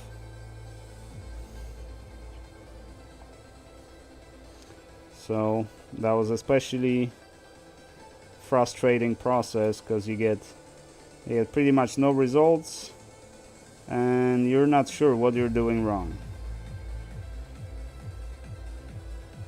It just doesn't want to work. It works for other people, doesn't work for you. And a lot of stuff in microelectronics, actually. The first time I was doing any kind of big chips, like desoldering, resoldering, you know, either on phones or, because I started with phones.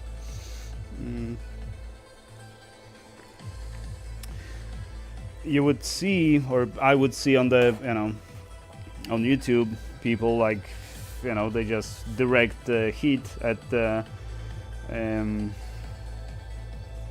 chip, and, you know, a few seconds and the chip goes off, and, you know, the chip lifts, and then resoldering and stuff like that. And I would try that and it wouldn't work for me,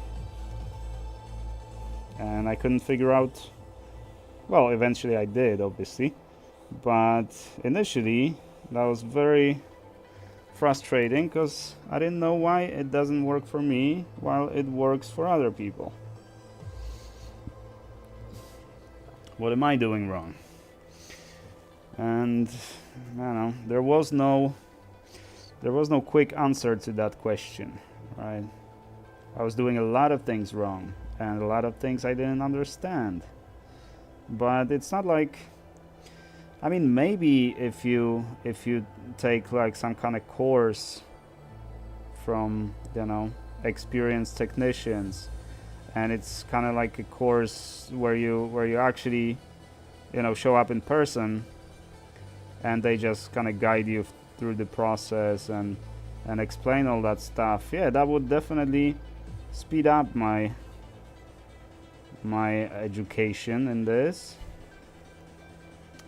But I never had a opportunity to learn from others. So it's stuff I would find on the internet, the, you know, YouTube videos, some articles and stuff like that, you know. Nowadays it's a lot easier, because now you have the ability to, you know, not only use the huge library of YouTube videos from plenty of creators, but also you can, you know, ask a chatbot. You can, you know, bounce ideas off of chatbots, you know, share your results and get some feedback on that. You know, there's a lot of avenues now that you can use that we didn't have back then.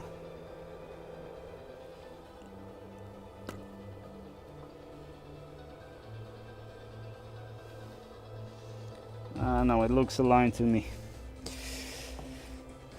So yeah, it's a lot easier nowadays, but that's with everything, you know. When I was growing up, when I was learning electronics or computer science, C stuff and all that stuff, you know, I only had books, I had documentation to some stuff, but not much more than that. I had no internet, so a lot of stuff I had to just figure out myself, trial and error, basically. Which, on the other hand, it did give me a lot better understanding of the internals, how stuff works. You know, a lot of stuff that I've seen young engineers that I had, contact with in my last decade. They would have like a lot of kind of experience, you could call it experience. They did this, they did that, and they did, say, APIs, they did front-end development and all that stuff. So yeah, and you can look through their portfolio and see that they actually did a lot of stuff, but they have no idea how it actually works.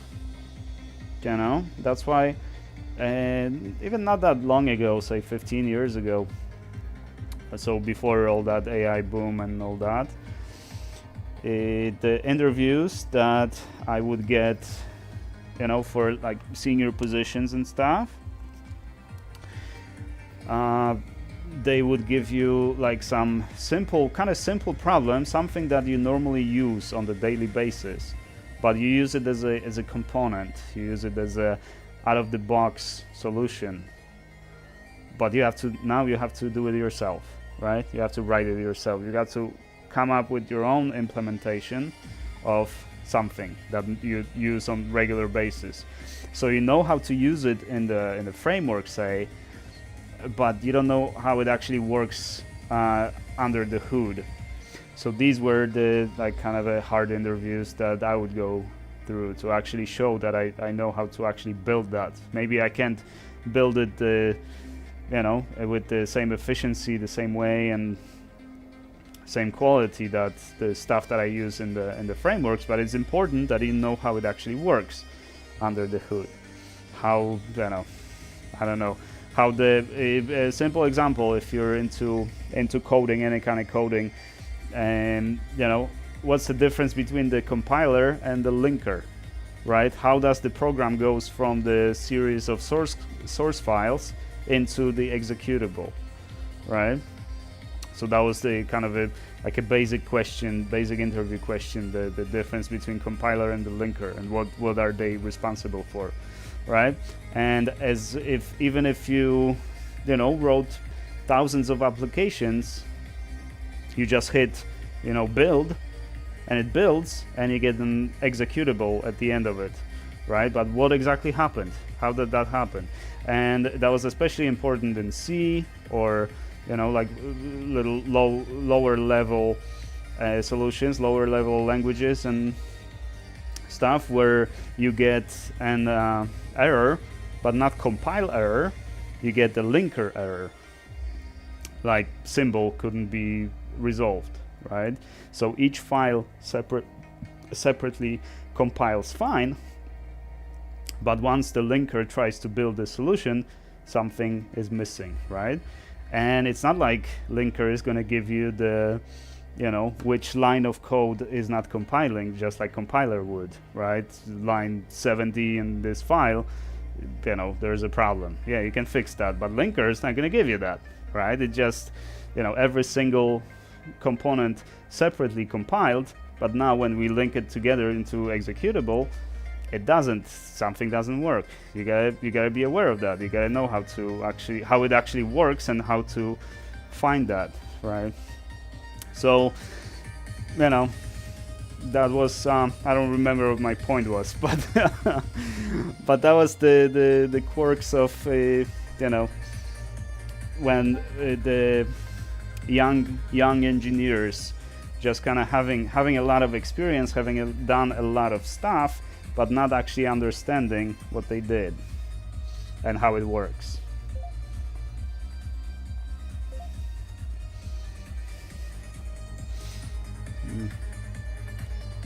Lead Farmer, finally you joined us. I was wondering where you were. I probably should have posted a stream on Discord. I forgot to do that. But I figured probably no one's interested in doing DGA work. The most boring process ever. And we got Dave unbranded. Are you trolling me? Are you trolling me, young man? Tell another story, Grandpa. Yes. You're trolling me, young man.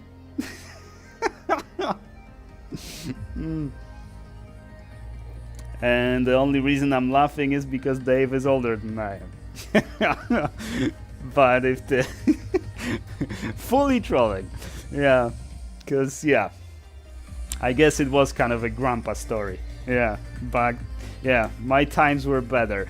But you know, in all fairness, in software engineering, you know, those epochs, those eras, you know, they kind of go, they are a lot shorter. You know, just imagine 25 years ago. It's not that long ago, right? 25 years. It's not like now we have flying cars, and 25 years ago we used horses, and you know, not much has changed. Yeah, we have better phones, but we had phones in 2000. You know, there was technically internet. You know, it wasn't that long ago, but in terms of software engineering, 25 years is, you know, at least, I don't know, 10, maybe 12, oh my god, what's the word? Generations. At least 12 generations of software, maybe 20 generations of hardware. You know, the time passes differently in software engineering. So yeah, I do feel old knowing, you know, a lot of stuff that I know from, you know, 25 years ago.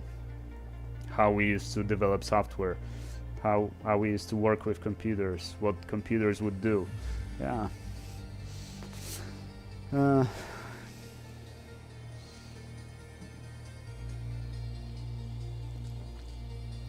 Hardest fix I barely understood was video card AGP not working for Counter-Strike on VIA chipset KT133. Oh my god, I remember those chipsets. I remember that you had to install the VIA service pack, because otherwise Windows wouldn't utilize the first in first out queues for efficient reading from the drive, and it would work in the, what was the other mode?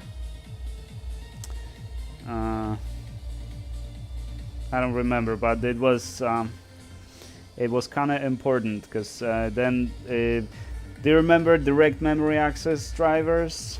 But that was you know, that was pre era of VIA chipsets, where you had, and we're talking 90s, you know, where you had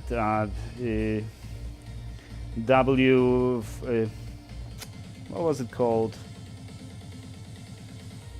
I don't remember, but you had to have those direct memory access drivers, right, to actually, you know, because the game had to directly access the video memory and the random access memory. But random access memory you can access directly, sure, but to access video memory you needed direct access, right? So before it was done via interrupts, but you still worked with the system, right? Because the system had to process the interrupt.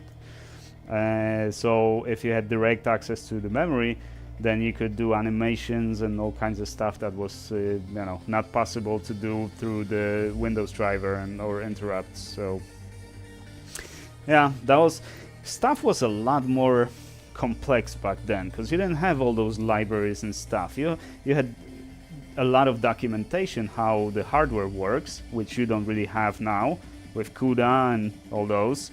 You know, you get the binary, CUDA binary, but how it works, how it interacts with the hardware and stuff, we don't know that. You just have the documentation for CUDA. It's same with the, how does, I don't know, .NET runtime work exactly, and what it does is still we don't know, but we have documentation for .NET, and that's what you use, right? So it's a lot more powerful now. It's a lot easier to use, easier to learn, but you lost that understanding how it works under the hood. That's how I would summarize it. Yes, IDE. That's what I meant, Dave. Yeah, IDE or the. Yeah, I think that's what I meant. I'm not sure. It's been quite a few decades.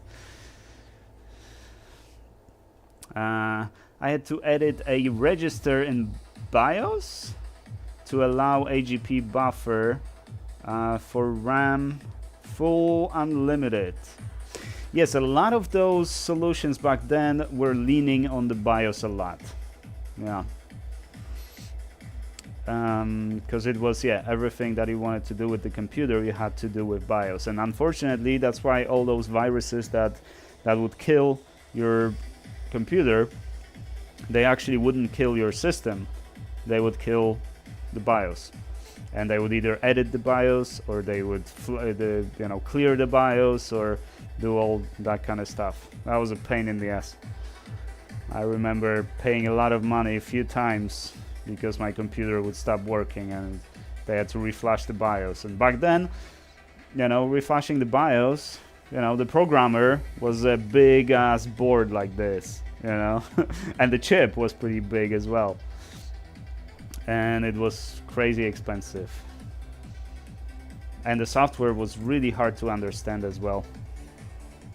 204, start the profile. Stop yapping, Raf, start the profile. And tell me when the socket drops.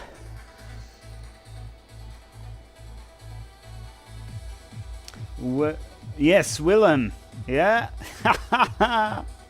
Yes, sir.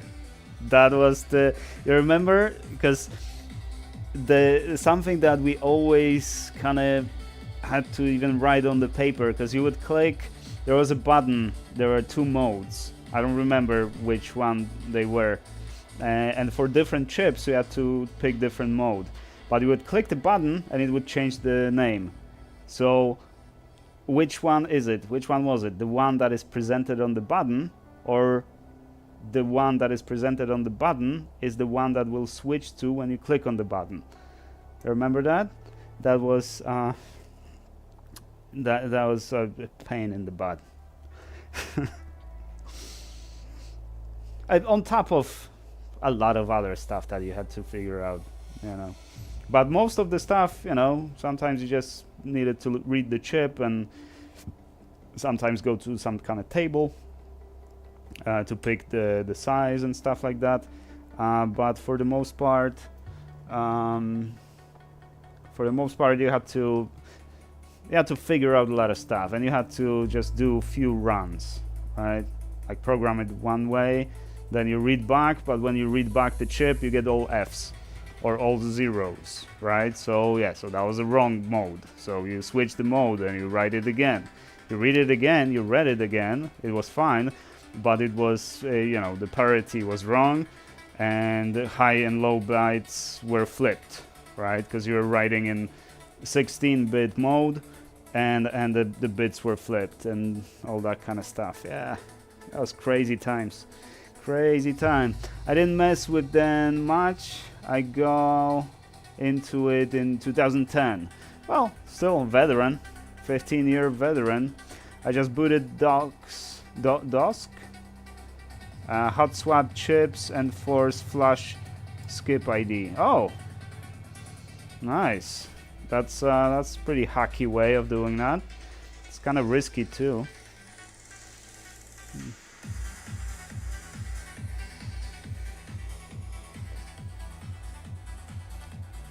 Okay, the socket dropped already, but we're gonna keep it through the cycle. And I'm gonna go get another beer because I'm running dry here.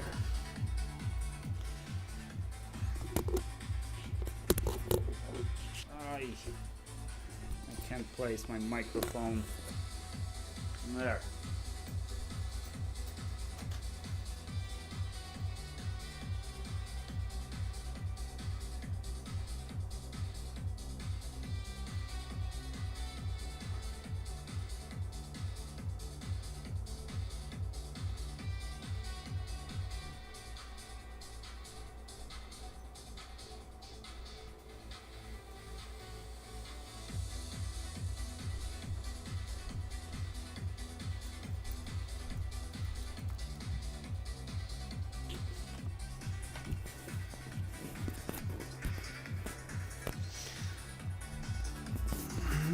I'll do Heineken now.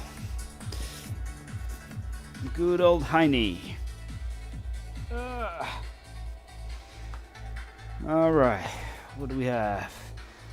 Yeah, that's exactly why I didn't go into into BIOS back then. Yeah, I waited for tech to mature. SPI, yes?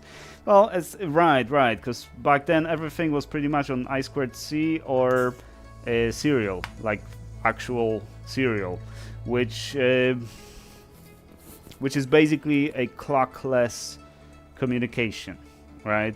So any interruption, any voltage drops, any kind of thing, it is gonna mess it up, right? And you have to know exactly what speed the rail is. So yeah, and the computers weren't that reliable back then either. So yeah, that was tough back then.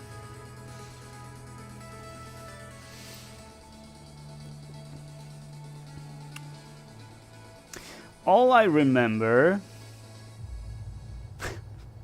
is having to test vacuum tubes all day before computers. Well, there were computers. Stu, I didn't see you there, Stu. How you doing, man? The first computers were on vacuum tubes, right? So, no. Actually, first computers were on relays. The circular kind of memory, the mercury memory tubes. You guys remember those? And by remember, I mean, are you aware that, because none of us were alive back then, this is technology of the 30s, 1930s, or at least I think none of us lived in the 30s, but I don't know.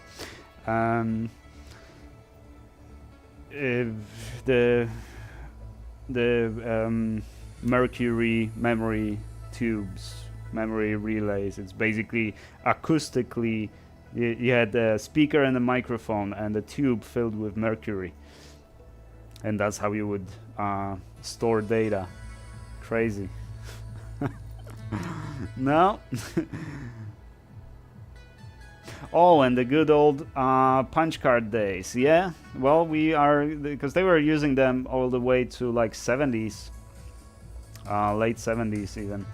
The punch cards were being used for programming. The Z1, yeah, yeah, that's not that recent. Not that it's not that old technology. And in all fairness, let's see, yeah, not even the punch cards. I even remember the computers that were using still the tape, right? Those long tapes with a lot of punches in them, right? You had, I think it was the rows of 4 bits, right? Each row had 4 bits, and it was long tape with with rows of 4 bits. 1936, COBOL, Fortran. Yeah, I coded in COBOL. I never coded in Fortran, but I was aware of Fortran. I've seen some Fortran code. Yeah, so, you know, and COBOL is used until today. I think they also use Fortran for some other stuff. I remember some spacecrafts, like the... What was the one that Carl Sagan participated in to send it to the stars? There were two of them. They're still alive, and they're still communicating with them, and they can still program them. And they were, I think they were in Fortran, and they still write. No, not Cassini. Cassini went to the other one, the older one. Voyager. Yeah, because Cassini was also the first one that went to, I want to say,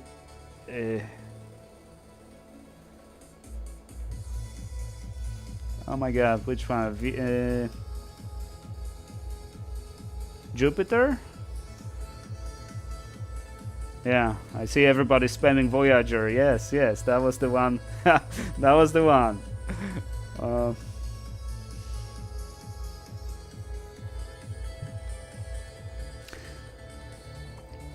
And they're still writing code for Voyager to communicate with it and program it and Star Trek. That one was a lot later. Although Star Trek is pretty old, right? You guys remember that scene from the Terminator 1?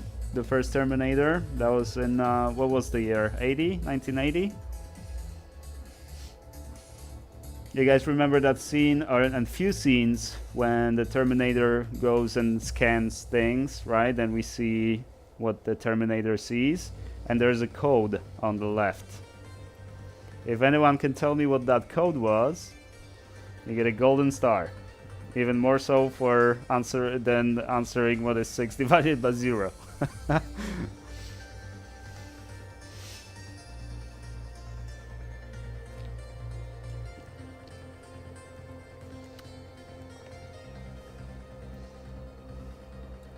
ASCII, or probably not. Well, it was in ASCII, but what was the language called?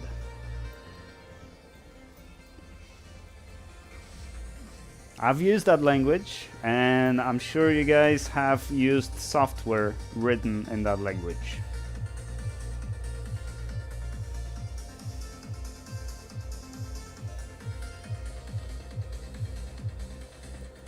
Klingon? Nope. But I know that was a joke. No, come on. Both Microsoft and Independence had the a version of that language. It would come on the diskette, the little 5-inch diskettes, floppy disk, and in some computers it would be, yes, it was on 6502 hex dump. Well, it wasn't hex dump, it was actual source code, but yes, it works on 6502 CPUs. Digbot? No, I don't know what that is actually. Yes, and on Apple II. Yes.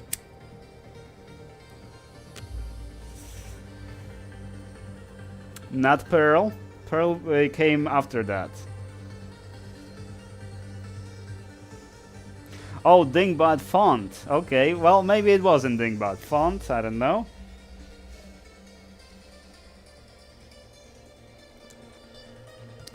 The main reason I'm asking is because I can't remember the name, but as soon as I see it, I'll know that it was. Which one it was. Because for some reason the name escapes me right now. So I can't even tell you even if I wanted. But yeah, it was for 6502 computers, and Apple II was also on 6502. Haskell, that's a functional language that came after Fortran. It was not assembler. No, it was higher level language. Not Pascal, before Pascal.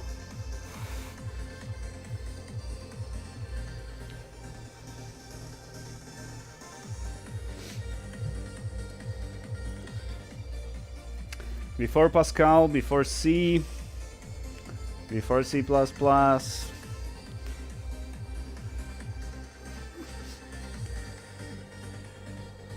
HAL 9000. Well, I didn't see the coding for HAL 9000. But I don't think that was the one. We're at 98 degrees, so let's let it drop a few more degrees and we're gonna pick it up.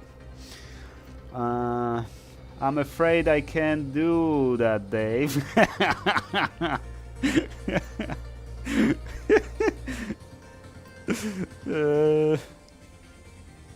Come on.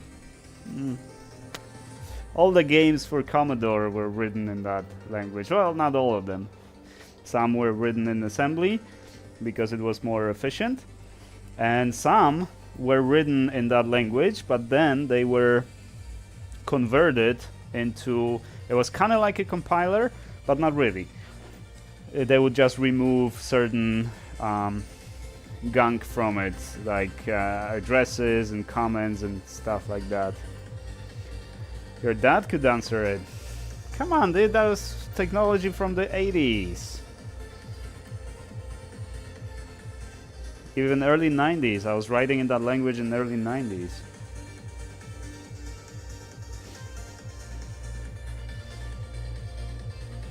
Yeah, Socket dropped a while ago. Well, then ask, so AI said it was 6502. No, 6502 is the CPU that it would run on. Yes. But the language was called something else.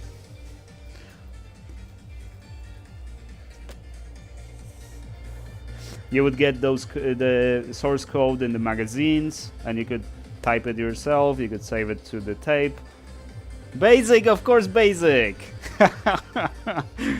Basic, and there was Microsoft Basic, and there was Basic, there was Apple Basic, there was, yeah. It said Nibble. Yes, Nibble was the, yes, Basic Tektronix, Basic, AppleSoft Basic, yes. Yeah, but it was Basic. That was the language, and there are a few versions of it. That was a beautiful language. Well, Visual Basic, Visual Basic was not the same as Basic. It was, yeah, because that was Microsoft port of Basic, and they took it, you know, to the next level.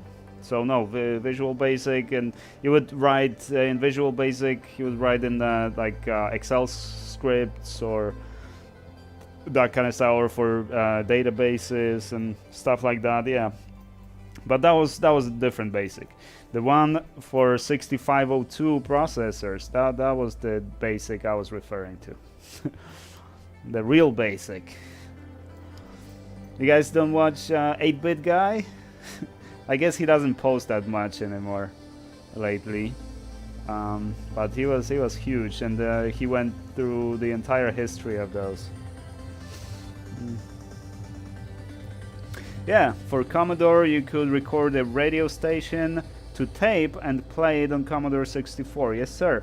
It was very unreliable, but yes, you could do it. There was a lot of redundancy, so it would take hours. You could also do the same thing through CB radios. You could actually transmit data through CB radio.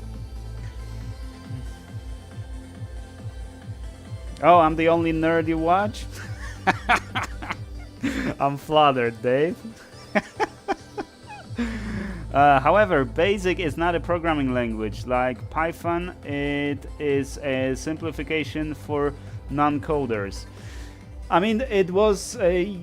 You're correct. That's why, you know, certain things you could only do efficiently in actual assembly, and most games that had to utilize the computer to the highest capacity were written in assembly. Now, as I said, there was a way of taking a basic program and just sort of compile it. It wasn't an actual compiler, it wouldn't compile to the machine code, but it would optimize it. It was more of an optimizer rather than the compiler, but it was one way. So once you optimize it, you cannot convert it back into the source code because a lot of information was lost, right? It's kind of the same idea as you know, in C# or Java, the source code is converted into bytecode, and then that bytecode can theoretically be converted back to source code, but you lose a whole bunch of information, and it's not the same thing, right? But it's for the sake of optimizing. Yeah. Pre-internet days. That were definitely the pre-internet days. Yes, sir. You can believe me because I destroyed a lot of hardware with on the C64 and the Amiga. Oh, with assembly, right? Yes, you could. Yes, because you could write directly into registers. That was a cool thing about Commodore and all those 8-bit machines. You had a full control of the hardware, to the point where you could actually override some registers that were responsible for actually booting the machine. So yeah, you could destroy the actually you could physically also destroy the machine. Yes, the Commodore, Amiga, Atari, all those 8-bit machines, they actually allowed you to destroy the hardware, to actually physically damage the hardware just by writing the code. Yep. The best times were the Amiga times. Yeah. I mean, Amiga was way ahead of its time. That's why it didn't really take, right? Because it was way ahead of its time. Ahead of anything that was available on the market. But there was just not a lot of software. The same with Commodore. When they did Commodore, what was it? AT? No, ST, right? The one, well, after 128. Yeah, it was 128. No, it was 32-bit. It was called Commodore 128, but it was 32-bit machine. And Amiga also, I think it was 32-bit, or no, the 16-bit. Sorry. But even the 8-bit versions, they were way ahead of the time. And the Commodore that came out, the ST, it was amazing, but they invested a lot into hardware, but neglected the software. And once the machine came out, you know, yeah, it was amazing, but everybody was using it in 8-bit mode as a emulation of, or you know, basically as Commodore 64, right? Because all the software would come on for Commodore 64, and they basically bankrupted on that computer because of the software. Because back then, everybody thought that it was all about the hardware. Let's make better hardware. And they failed to recognize that it moved into the software. So nobody cared that your computer is superior to all the other computers. What games I can play on it? What programs can I run on it? None, right? So yeah, I'm gonna go for the cheaper version, older version, and I have all the software I need and all the games I need, right?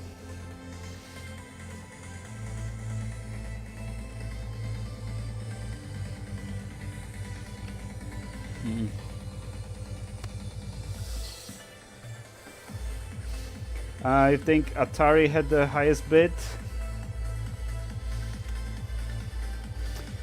I mean, they were, you know, even if you compare just the 8-bit machines, the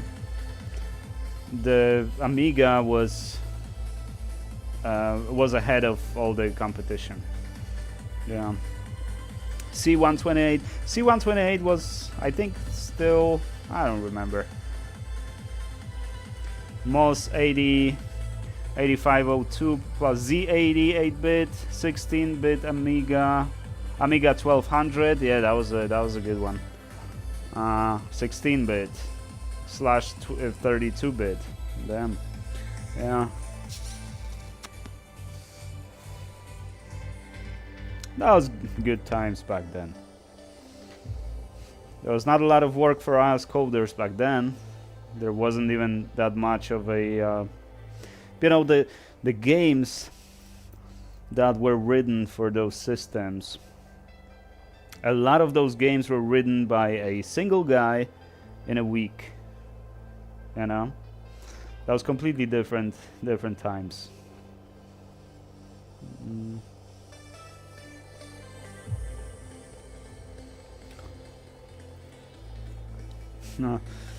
Amiga, bitter, and copper. Yeah. Raid on Bungling Bay Commodore 64. Yeah. Yeah, these were some good times.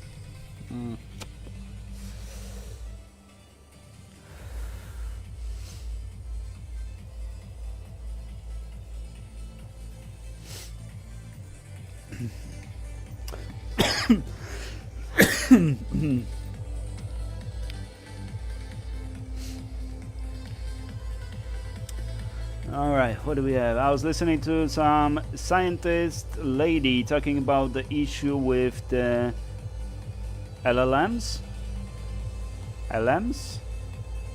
that can be fixed. You mean LLMs or what's LMs?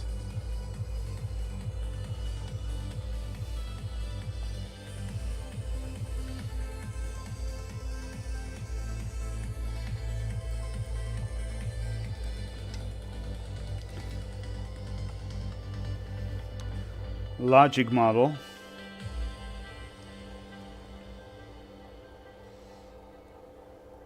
I guess I'm gonna learn something new. Oh, AI learning. Okay, LLMs, or basically machine learning. Yeah, there are plenty of issues with that, sure. Especially since we use LLMs for stuff that it wasn't designed to do. It's kind of like in back in the day, and by back in the day I mean before we started calling it artificial intelligence. Although, yeah, some people did call them artificial intelligence, because in a way it is. But everybody in my profession was calling it machine learning. So it's not intelligent, but you, instead of programming the machine algorithmically, you teach the machine, right? So the general idea is, do you say big brown box or brown big box? Who knows? One star for that answer. Big brown box or brown big box?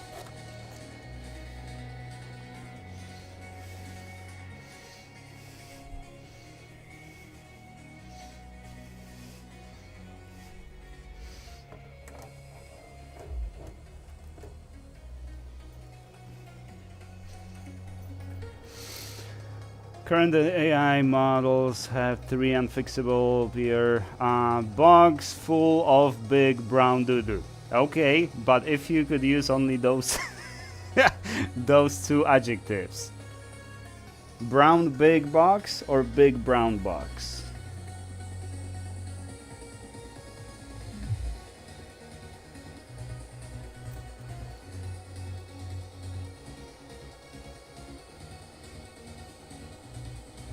Come on, because first person that answers that gets a follow-up question.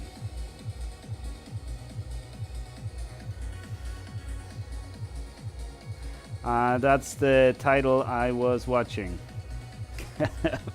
Which one?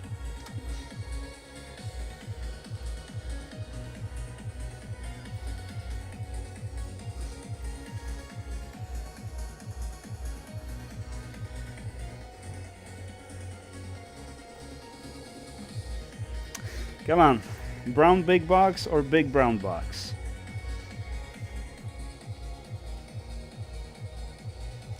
Tektronic, big brown box. Okay, I knew I would get an answer from non-native speaker. Okay, so the follow-up question to you, Tektronics.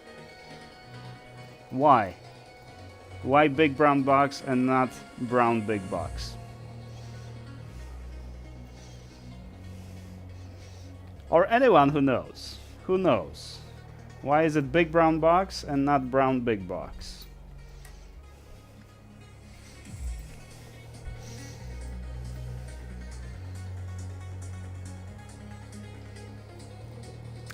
Current AI models have 3 unfixable problems. Sabine Hossenfelder. Yeah, she's right about a lot of things.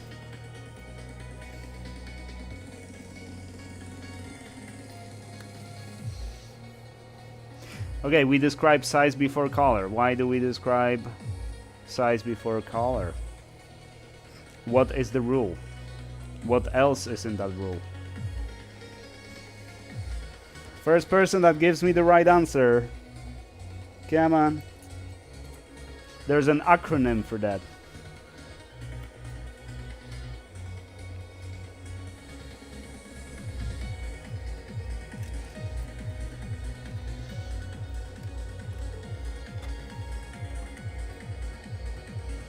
And I know it's not going to be a native speaker that gives me that answer, because we have to learn that at school.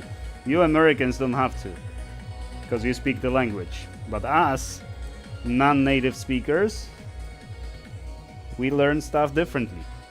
We actually learn the language. We learn how the language works. There are certain rules, and one of the rules is the rule that has an acronym. Which goes first? Size, color, shape. Spanish would be opposite. Yes, and Polish would... in Polish, you can do either. There's no rule. But in English, there's a rule. Why is it big brown box, not brown big box, right? There's a rule. But did you use that rule to make that determination? No. It just hits the ear wrong, right? Brown big box hits the ear wrong. Big brown box sounds correct, right? But you don't know why. You don't have to. I mean, possibly you should, and you know, I don't remember the acronym actually, but I know there is an acronym that describes which comes first, right?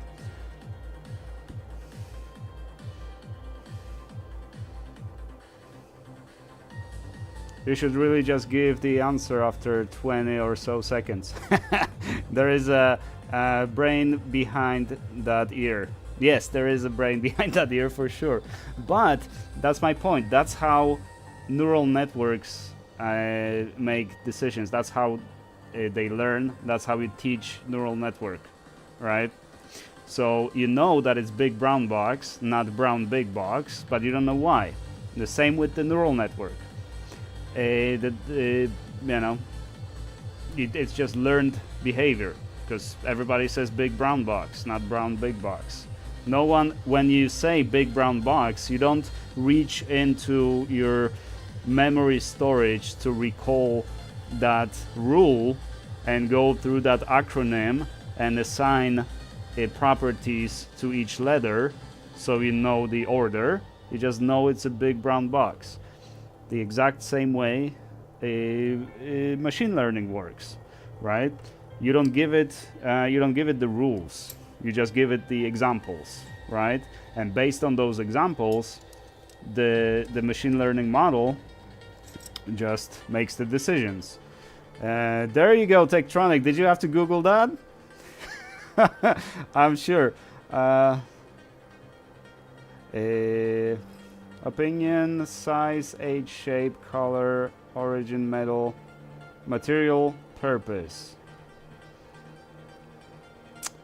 I'm not sure. I mean, I don't know if that's correct, but I know there was an acronym because I studied English philology, so I had to learn that acronym, and I was tested on that, right? So I used to know it, but now I don't remember that rule. I just know it's a big brown box, right? That's it. It just because otherwise it hits the ear wrong, right?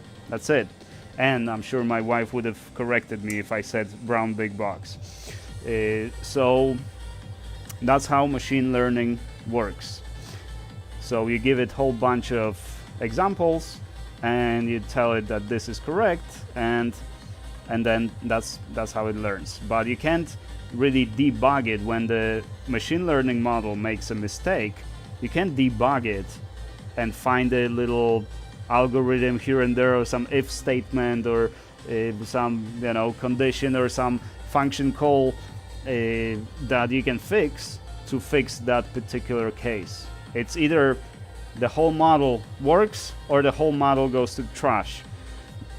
You can't really tweak. I mean, theoretically you can, because all the machine learning model is just a really complex structure of neurons, equivalents of neurons, and they have inputs, outputs, weight and bias, right?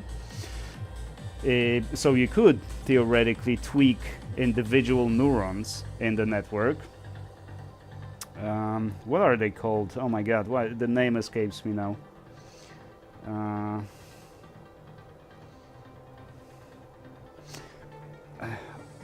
OSAS comp is the acronym. Yeah, I believe you. I really don't remember. It just popped into my head. That example just popped into my head because I know how to say stuff, but I don't remember the rules that dictate why you say that like that. You just know you say it like that because that's how we learn, right? So as a native speaker, you just learned how to use the language correctly, even though you don't know the rules. So that's natural learning. So that's what is replicated in the machine learning models, right? You just naturally teach the machine to do something, right? Hence, machine learning, right? But it's not, it's not exactly the artificial intelligence, although it could be, thought of that as well, right? It could be called that, and that's why we call it, well, the only reason we call it artificial intelligence is because it sounds better for the investors. That's the only reason. But it's basically machine learning, so it's a more natural way of teaching the machine, of telling machine what to do. And the machine it's up to the machine to figure out how to arrive to the correct conclusion, right? But with algorithms are a lot more reliable in that sense. So if you were to write a software that would validate whether you used the correct order of adjectives, your algorithmic solution would work better than your machine learning solution, right? Because algorithmic solution would be always correct every single time, because it would just go through that list and just arrange adjectives in the proper order. But if you teach it to the machine learning model and you just give it 50 examples, there's a possibility that the machine learning model will make a mistake, because it doesn't know the rule, it just knows the examples to follow and extrapolate from that. So that's the main difference. So that's the problem of machine learning. It's just never going to be as reliable as algorithms, as algorithmic solutions. That's why in some cases you want the algorithmic solutions, and in some cases you can't solve stuff with algorithms and you have to lean on the machine learning models. But it comes at a cost. And some things are either extremely difficult to solve with algorithms or are plainly impossible to solve with algorithms. That's why we use machine learning models.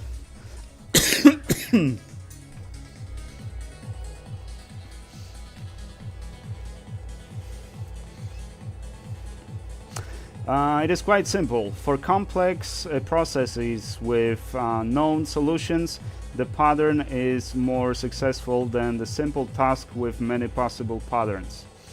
It's a question of possible weighing.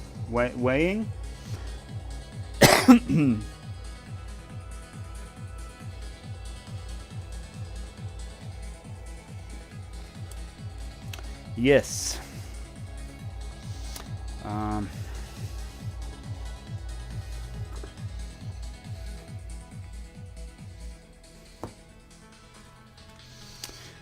And I still can't remember the word for neurons in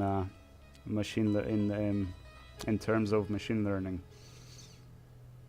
Tensors. Tensors. There you go. Oh my god. It's pretty late. My brain is not working 100%, but yeah, the tensors. So it's an equivalent of neurons. So yeah, you can theoretically adjust each tensor, manually, but you have millions of them, hundreds of millions of them, billions of them even, right? So you can't really, you compile the model and you test it. If it doesn't work, you essentially start from scratch, or not necessarily, because there's the idea of doing convolution layers, and you don't have the one big neural network that you either have to reprogram every time something doesn't work. You have to scrape the entire network and retrain it again. But you have certain modules responsible for certain things, and so you just have to adjust that particular module, or a convolution layer or something like that. But essentially, it's the easiest example is with what we have right now when you want to generate a short video, right? And you give it a prompt and you get a video, and you don't like the video, or you do like the video, but you want a video of a lady jumping on the trampoline, right? And the video is perfect, you like it, but you want the lady to have red dress instead of blue dress. You can't do that. You have to regenerate, and you're never gonna get the same solution you got last time, right? So that's basically the whole problem of neural networks right now. And they say they're working on it, that it's going to be available, but so far it's not there, and I am skeptical. I'm skeptical that they can actually deliver that. Well, actually, I'm not skeptical that they can deliver that, because maybe they can deliver that, but these are going to be two different networks. One that generated the video, and the other one that will modify that video, already generated video, to change something in that video. But it's not going to be the same network that is going to regenerate the same thing with just updated stuff from from your prompt. Even with the code, because I work a lot with neural networks in terms of coding. Even in terms of coding, it's relatively difficult for the machine to actually do what I want it to do. When it will generate something that I want, but I want something to be changed. Like, yeah, give me the same thing, but change only that one thing. it's going to change plenty of other things or skip some other things from the previous solution, right? Even though I tell it directly, like, I want the exact same, I want this thing that you just generated, but just change the name of something to something else, right? I'll get something slightly different every time. So that's how it works. That's why I'm skeptical that they're actually going to deliver that. And if they do deliver that, it's going to be two different networks, one for generating and one for modifying. Idiocracy. It's got electrolytes. Yes, sir. It's, you know what electrolytes are. It's what Brando has. Today we can imagine this in layers. But spherical structures already exist. Example at IBM, MS, and Google. However, these ultimately always require quantum system. So in 10 years or never.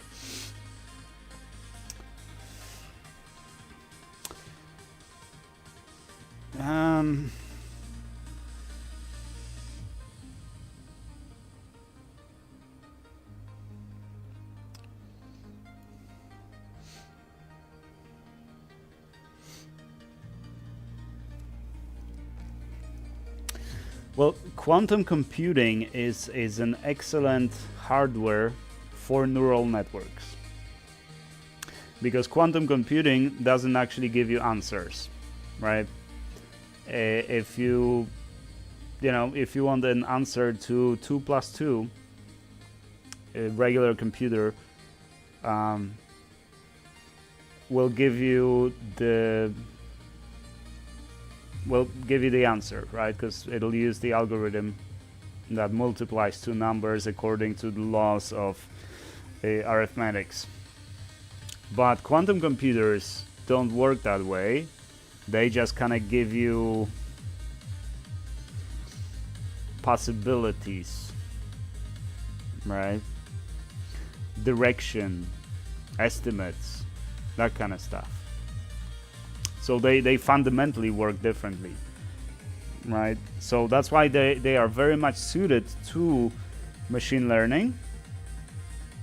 And machine learning models built on quantum computers would definitely be faster, but not more accurate. You're still down to the same problem. So yeah. So probably more likely never than 10 years, but who knows? I might be wrong. Working towards stupid society. The thing is, there is no valuation. No way will make the money back, and the balls on these companies are 20 times 30x. Yes, the companies are extremely overvalued, and the software that I use, the neural networks that I use, Copilot, I pay $10 a month to use it. I cost that company every month at least $50, if not 100, depending how long my sessions are and that kind of stuff.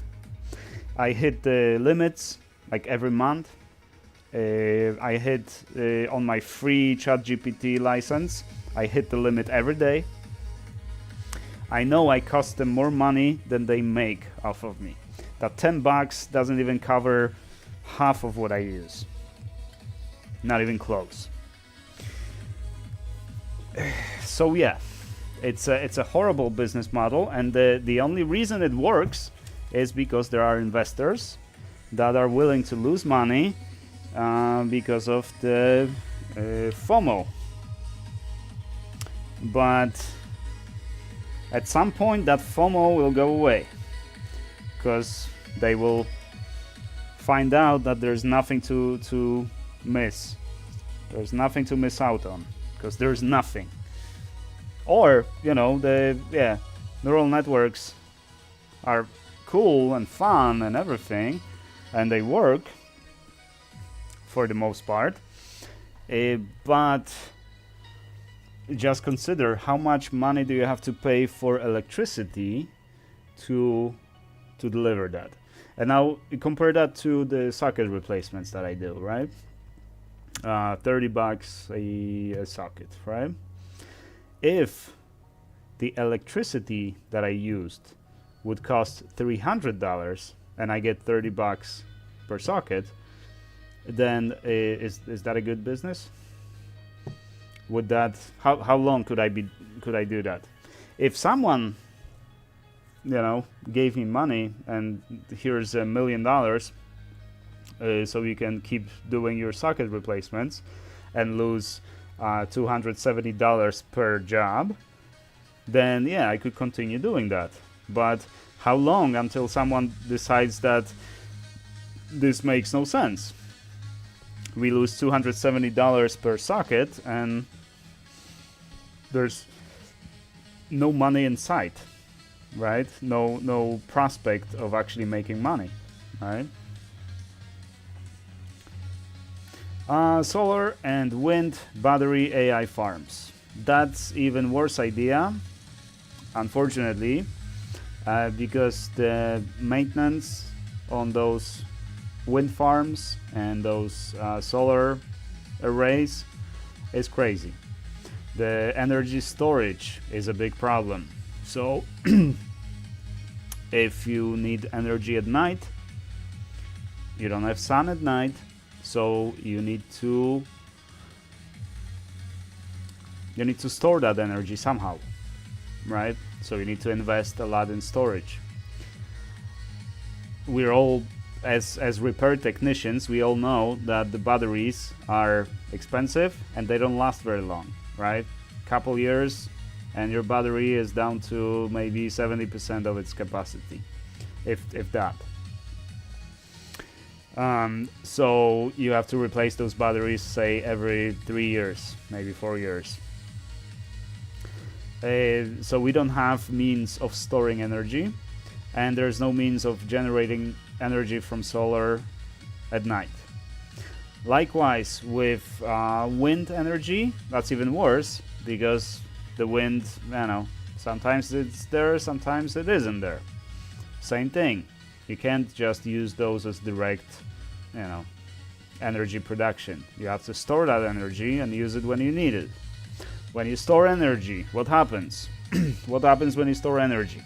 You get losses, right? So you generated 100 kilowatt hours, but when you retrieve it from the batteries, it's going to be 80 kilowatt hours, right? So you get a loss over there already. And every 3 to 5 years, you have to replace the entire array.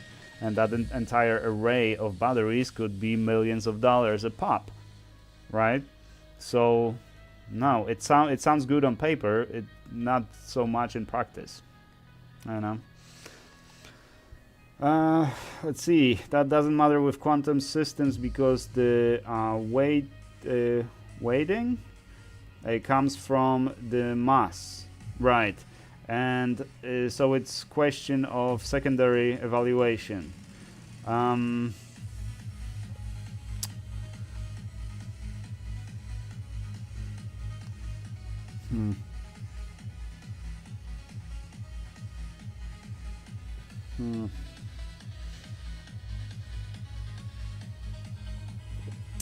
Right. So basically your point is that even if we do get reliable quantum computers, they can't just work by themselves. They need to be subsidized by regular computers. I think that's what your point is. What is costing them? Power, compute, all of it? Yeah. Mainly power. Mainly power. The neural networks really eat a lot of power. Yeah, that's what you meant. Yeah, that's there's no perfect solution here. That's why no one came up with a perfect solution, even though a lot of people threw a lot of fucking money into this entire business, and they got not a cent back yet, not a single cent. I remember the Bitcoin power company collaborations. They failed miserably. Well, the only people that made money on Bitcoin are the power companies, right? Because it also was a huge waste of energy. You know, I remember when there was a boom for cryptocurrencies and smart contracts and all that kind of blockchain technology, and we tried to create some products for that, but we couldn't do anything. There were ideas for banking solutions. There were ideas for secure communication and that kind of stuff. We couldn't do anything, and that was not only me. I was one of the dozens of engineers that got together, and we were bouncing ideas and how can we actually make that work, and we couldn't. We all actually, which is very rare in my profession, that everybody agrees on something. But one thing that we all agreed on is that it's pointless and it's never gonna work. It's very rare that we agree on like that on anything, because there's always dozens of ideas. If you ask 10 experts, you get 12 answers. So yeah, that's why it's not working, and it's not gonna work. I remember the Bitcoin. Screw it. Matrix human bodies.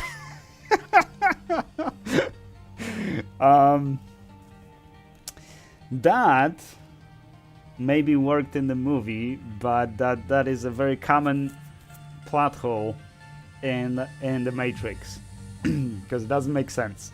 If the machines needed energy, they wouldn't need humans to generate that energy, because we also require a lot of energy to work. And even if they did, they wouldn't need to create the Matrix, right?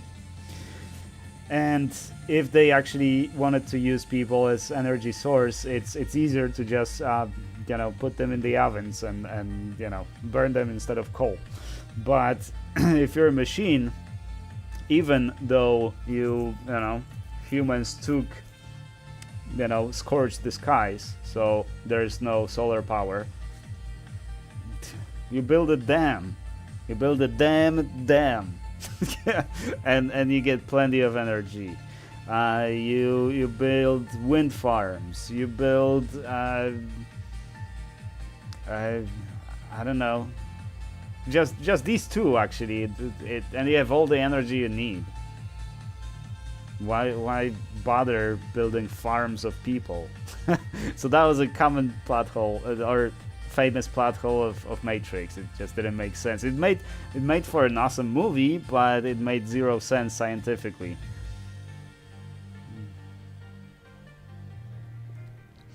You ever see when they pump the water upriver with an extra power they have, then run the turbine at night? Yes, that is called storing energy in gravity, or using gravity to store energy. Yeah, it's a very common thing. I think they have one of those farms, one of those the power plants in Poland. But the problem with that is that you need the proper geographical location to actually make that happen. But yeah, that's one of the most efficient ways of storing energy, because you only have to account for evaporation and stuff, and if there's rain, you get extra energy, right? But yeah, you have extra energy, you start pumping water up, and then when you need the energy, you start letting that water flow down, and so on. So yeah, that's an excellent way of storing energy.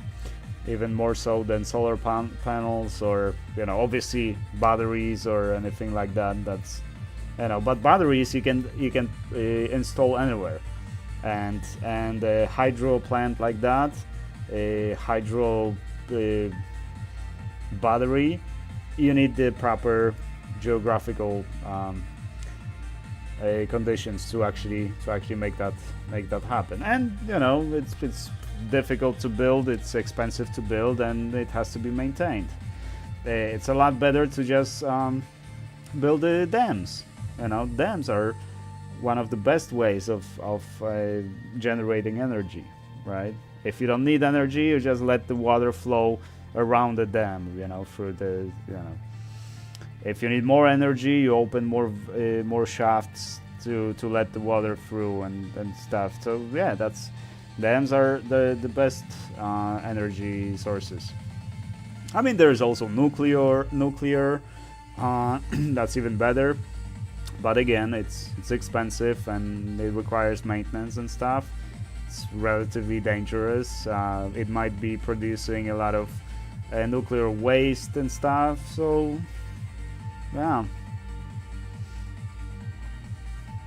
Energy loss with every change in the state of matter into heat. Yes. But shit can be produced in large quantities, and people may find a use for this energy here. I mean, you have a lot of methane. All the animals, humans and such, produce a lot of methane. Methane can be used you can burn methane to produce energy.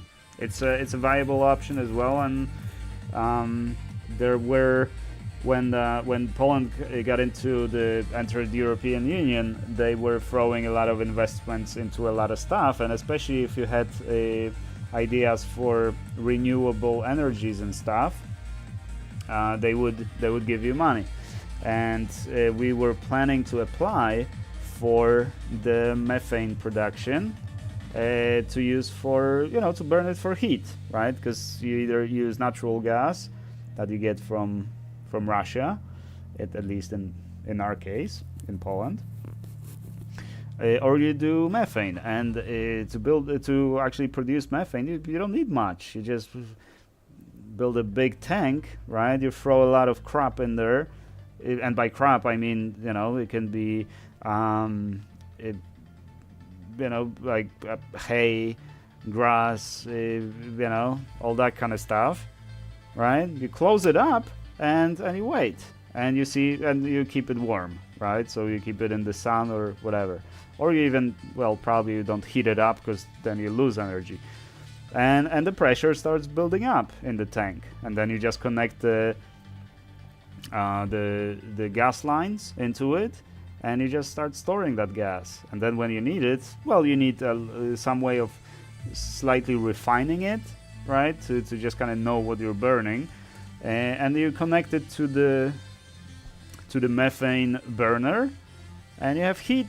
You have energy. So yeah, that is absolutely viable option of generating energy. Sure. Definitely can do it in the desert.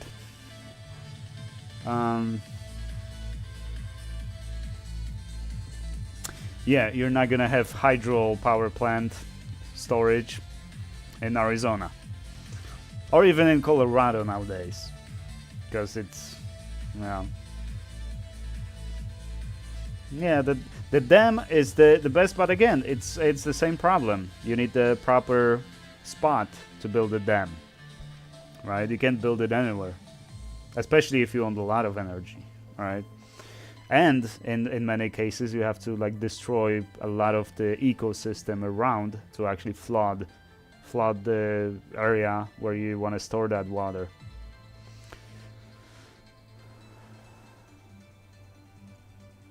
Yeah, these biogas plants also exist in Germany, but the requirements and taxes are so crazy that it's often not worth it even for farmers with lots of animals. Yeah, exactly. When we were planning to build that, it was on the farm, the goat farm. like 1,400 goats the guy had. But the only way, the only reason we were planning that was because he got subsidies from European Union, right? So, you know, as long as the union pays for that, then yeah, we're gonna build it. But yeah, if we had to build it and then just calculate how long until the investment, until you get the return on the investment, that would probably be decades. Same with solar panels. The owner wanted to put the roof on the barn, on a couple barns that had no roof, but figured that let's put solar panels that would serve two purposes. One, it's the roof. Second, it generates power. And I even did some estimates and stuff, but then I started thinking, like, okay, I can build it, I can install it, and it'll work. But who the heck is gonna maintain that? Like, every time a single panel has any problems or anything, you have to get on the roof, and you can't even get on the roof because you can't walk on those, right? And then you have winter, a lot of snow. How do you even calculate? Because you don't get these calculations with when you buy solar panels. How much weight can it withstand, right? So how do you actually make sure that the roof is not gonna collapse when there's especially snowy winter, like unusually snowy winter, or even average snowy winter, right? Is it gonna collapse? Then the maintenance. How do you do maintenance? You gotta replace one panel, then it's suddenly a roof job. You came in to replace a single panel, and suddenly you're doing a roof job. You know, so yeah, that idea was killed before we even started. But yeah, when I calculated the energy and the cost, it did make sense. Yeah, as long as, you know, once you build it, it just works forever. But no, and in a decade, you have to replace the majority of them. You know, you have to keep them clean. You have to, you know, maintain them. You're not gonna get enough energy to pay for that. It's just gonna be a money pit. It's like buying, you know, old car with plenty of problems and very expensive, say Jaguar, you know, 20-year-old Jag, with plenty of problems, you know.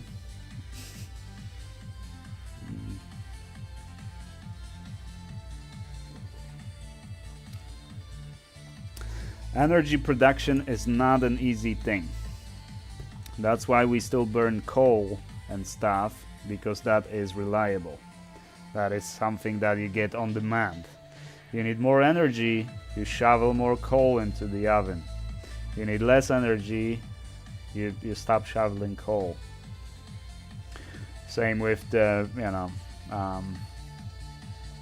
crude oil or natural gas or whatever. It's easy to produce energy, right, on demand. There's a lot of energy stored in those non-renewable energy sources, and you can store it indefinitely, essentially indefinitely, for pretty much no money, and you can use it whenever. All the other energy sources, either they are not on demand, or they're expensive to maintain, and yeah, that's pretty much it. Yeah, that's why, you know, in Japan, what's the primary energy production method? Nuclear, because they don't have room, they don't have natural resources enough, at least, to, you know, to sustain the whole country, so they have to do nuclear.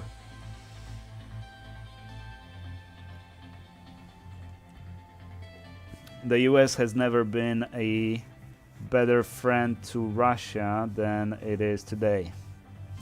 They are major buyers of uranium from Russia. I did not know that. I did not know that. Interesting.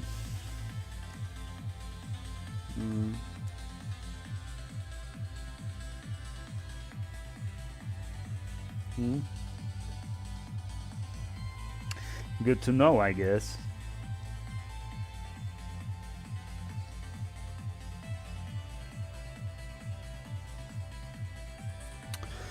All right. Oh, I guess we're done with work. I'm kind of tired. What do you guys want to do? Guys want to end the stream? Are you bored yet?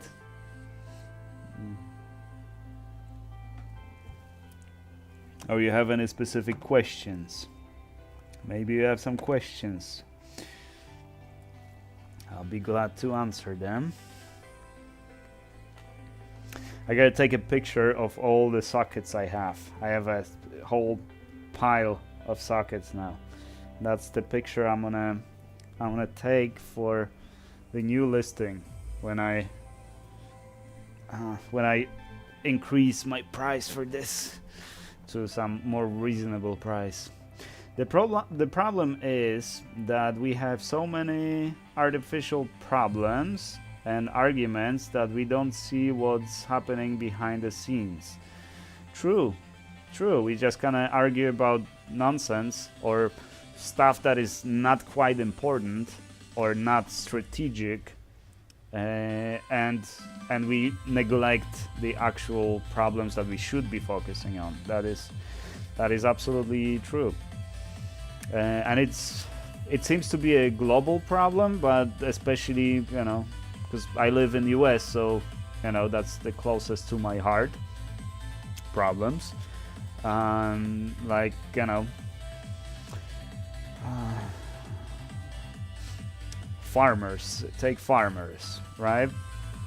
Instead of thinking strategically, like how are we gonna sustain ourselves for the next few decades, right? Imagine that you inherited a farm from your parents, that your parents inherited from your grandparents, that your grandparents inherited from their parents. And instead of thinking about how you're gonna maintain that farm and stuff, you worry about abortion, you worry about, I don't know, woke, you worry about Disney movies and LGBTQ and all that kind of stuff. So you vote for a particular president, and then you lose your farm because no more business for you. China doesn't want to buy your soybean, and you lose your farm. Or the government no longer gives you subsidies and you lose your farm. Or the government cuts funding on the weather reports and stuff, and the hurricane takes away all your crops because you didn't know it was coming, or your house, or half your family. Yeah, that's how it works nowadays. And I don't know,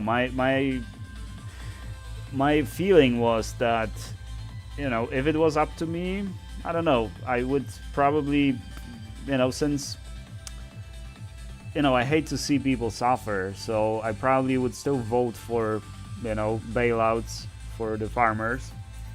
But I was thinking in my more cynical mind that, you know, that's what happened last time. Farmers voted for Trump and they got screwed, and now they voted for Trump again and they got screwed. So maybe this time they shouldn't get a bailout.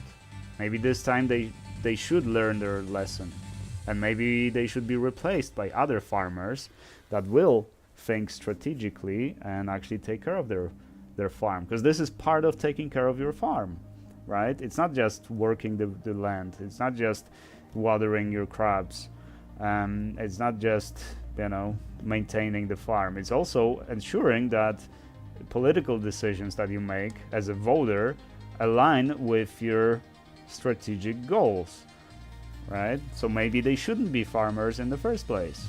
Maybe they should be punished, and not even punished, they just kind of punish themselves. It's not like they did something wrong and we should punish them. No, they just, now they're just dealing with the consequences of their own decisions, right? So it's not like we're punishing them, it's like we're not bailing them out.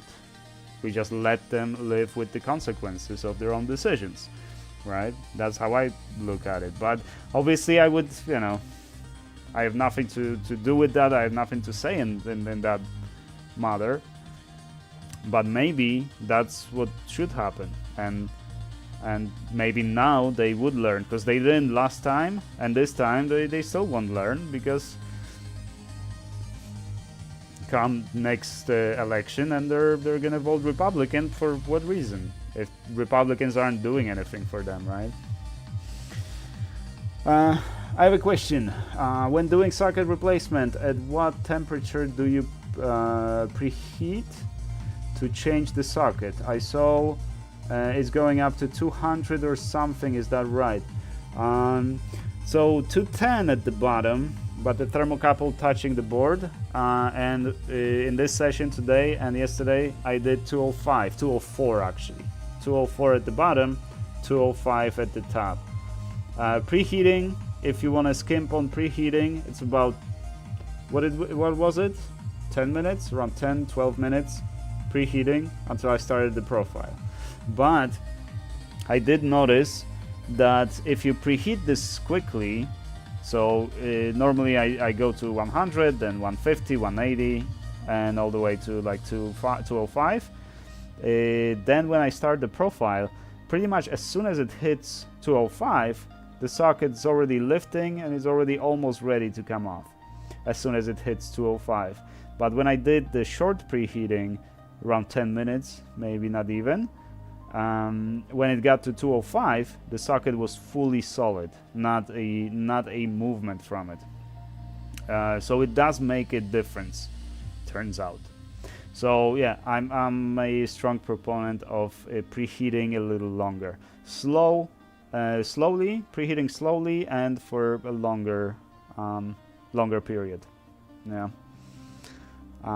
But it all depends on your setup, and you know how you're gonna have to figure that out. But yeah, say 25 minutes for preheating all the way to 205, and then the profile. You can use my universal socket replacement profile.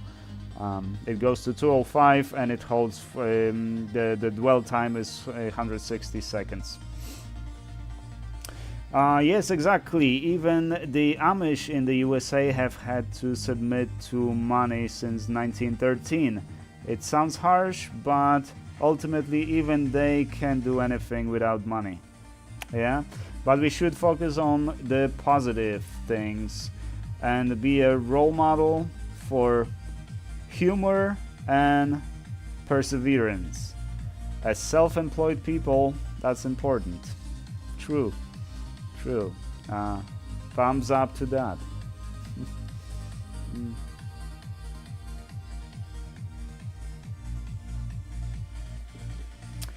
Dave, I missed your message. Broken windows. You can't ignore the broken windows or people just break more. True. True, yeah. If you have... someone did the... I've seen some kind of a report or some kind of short documentary, something like that, and they would there are a few abandoned houses, right? Like no one lived in them, basically. They weren't abandoned, but no one lived in them. And in one house they broke one tiny little window, right? And that house, it got all the windows broken in a short amount of time. Yes, if you ignore one broken window, the more broken windows will follow. That is, that's what I heard.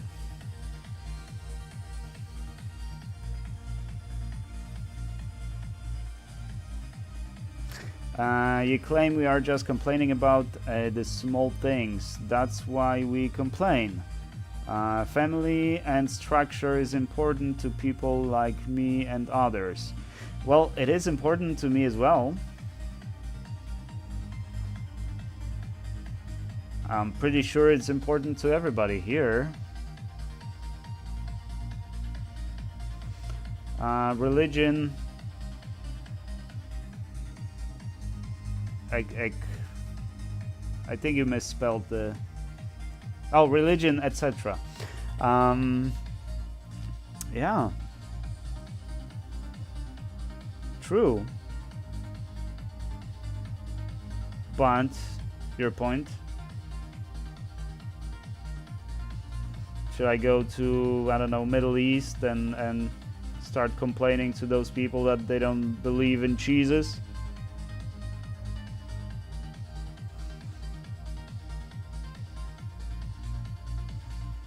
As long as you have freedom of religion, right, which you do have in this country, you know, why doesn't it bother you that someone wants a, you know, abortion, or someone wants to be transgender or gay or whatever? That shouldn't matter to you, you know. You don't like them, stay away from them, don't talk to them. It's your choice, right? You can even refuse to serve them in your business, right? If an I don't know, gay person, if you're against right, if being gay is against your religion, right, which is perfectly fine, you are free to refuse service to someone just based on because they're gay, right? No one's going to prosecute you for that, right? But if you go extra mile and you start declaring that being gay is illegal or should be illegal, well, that's two different things, right? So if they don't bother you, you don't bother them, we're all happy, right? Oh, you consider that? Hang on, let me read that. What you said was... what you said we care about instead of more important things. I considered broken windows.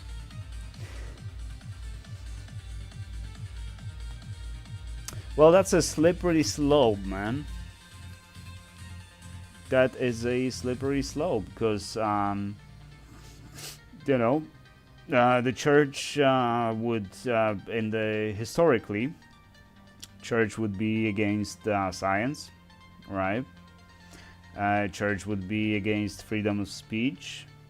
Church would be against freedom of religion, and you know, all that kind of stuff. So you know, put the shoe on the other foot.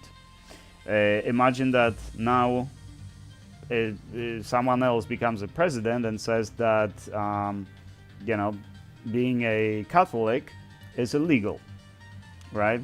Being straight is illegal. You have to be gay, right? Would you be okay with something like that?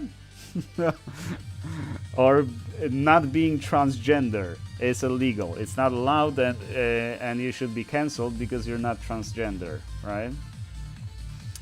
If you think that that's wrong, then it's also wrong when the shoe is on the other foot, right? So yeah, you know, as long as we have freedom of speech, freedom of religion, freedom of assembly, and yes, even the freedom to bear arms, right? Right? My arms are bare right now, so I have freedom to bear arms. You know, as long as we have those freedoms, everything should be fine, or at least that's my opinion, right? But as soon as we start you know, making distinctions that my freedoms and my, I don't know, my religion or my beliefs are the right ones, and the other people's beliefs are not the right ones, and we should fight for, you know, that's going to create a lot of problems. You know, if you like traditional values like I do, you know, the family values, the, you know, working hard, you know, taking care of your family, Um, you know, I just follow that. I just do that, right? But I'm not gonna lead people, you know, in the rally, you know, standing up for traditional values. No. If you're more progressive and you know, you want. Oh, being normal, you mean? Well, I wouldn't call it normal. I would call it, you know, these are my values, traditional values, right? Family values. I'm a simple man, you know. Um, these are my beliefs, but some people are more complex. They're more complicated, and they have different values. And as long as they don't bother me, like, you know, all those, what are they called? Not the Mormons, the LDS, the other ones. They're a lot more annoying. They're very popular in Poland, right? And they keep, you know, going around and knocking on people's doors and giving them those flyers and wanting to talk and stuff.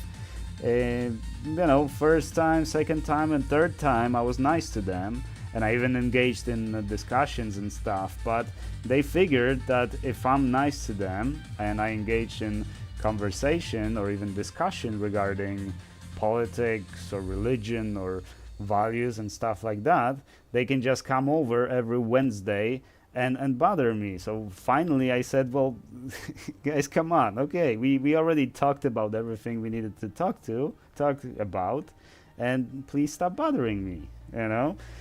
I don't knock on other people's door, you know, sharing my views and my religions or what have you, right? So as long as we have this mutual respect, this mutual understanding, we should be fine, right? We don't have to create divisions, right? So yeah, you have different religion than I do. You have different views, right? Some people are, I don't know, even some political commentators that I follow and I respect, they're highly progressive, I would say. It's kind of weird to me that the guy has a, I don't know, like at this point, like 5-year-old daughter with his girlfriend, and he always refers to her as his girlfriend, right? They're not married. They don't plan to get married. They have a child. They raise the child together, but they don't want to get married, and I find that odd, right? I would not be able to have a kid with a woman and not be married to her, okay? But these are my values, okay? I'm an old-fashioned guy. I'm a family man, right? But you know, that's what he does. I've never considered even making a comment or anything regarding that. You know, I find it weird in my hearts of hearts, but I'm not gonna tell the guy anything. It's just his life choice. That's what he thinks. He's progressive, right? So I don't think there has to be a problem, right? I don't see that as a broken window. It's just, you know, maybe when we're gone, right? Maybe in the future there's not gonna be marriage. Maybe there's not gonna be religion. People still are gonna live. You know, there was time before our religion, right? There was time before marriages. There was time before all this establishment, right? And people lived somehow. Yeah, we call them pagans now, right? But that was normal, right? And then we collectively switched our mindset into, you know, being more family oriented and having one wife, not multiple wives, right? And, you know, sending kids to school and not to work in the mines, that kind of stuff.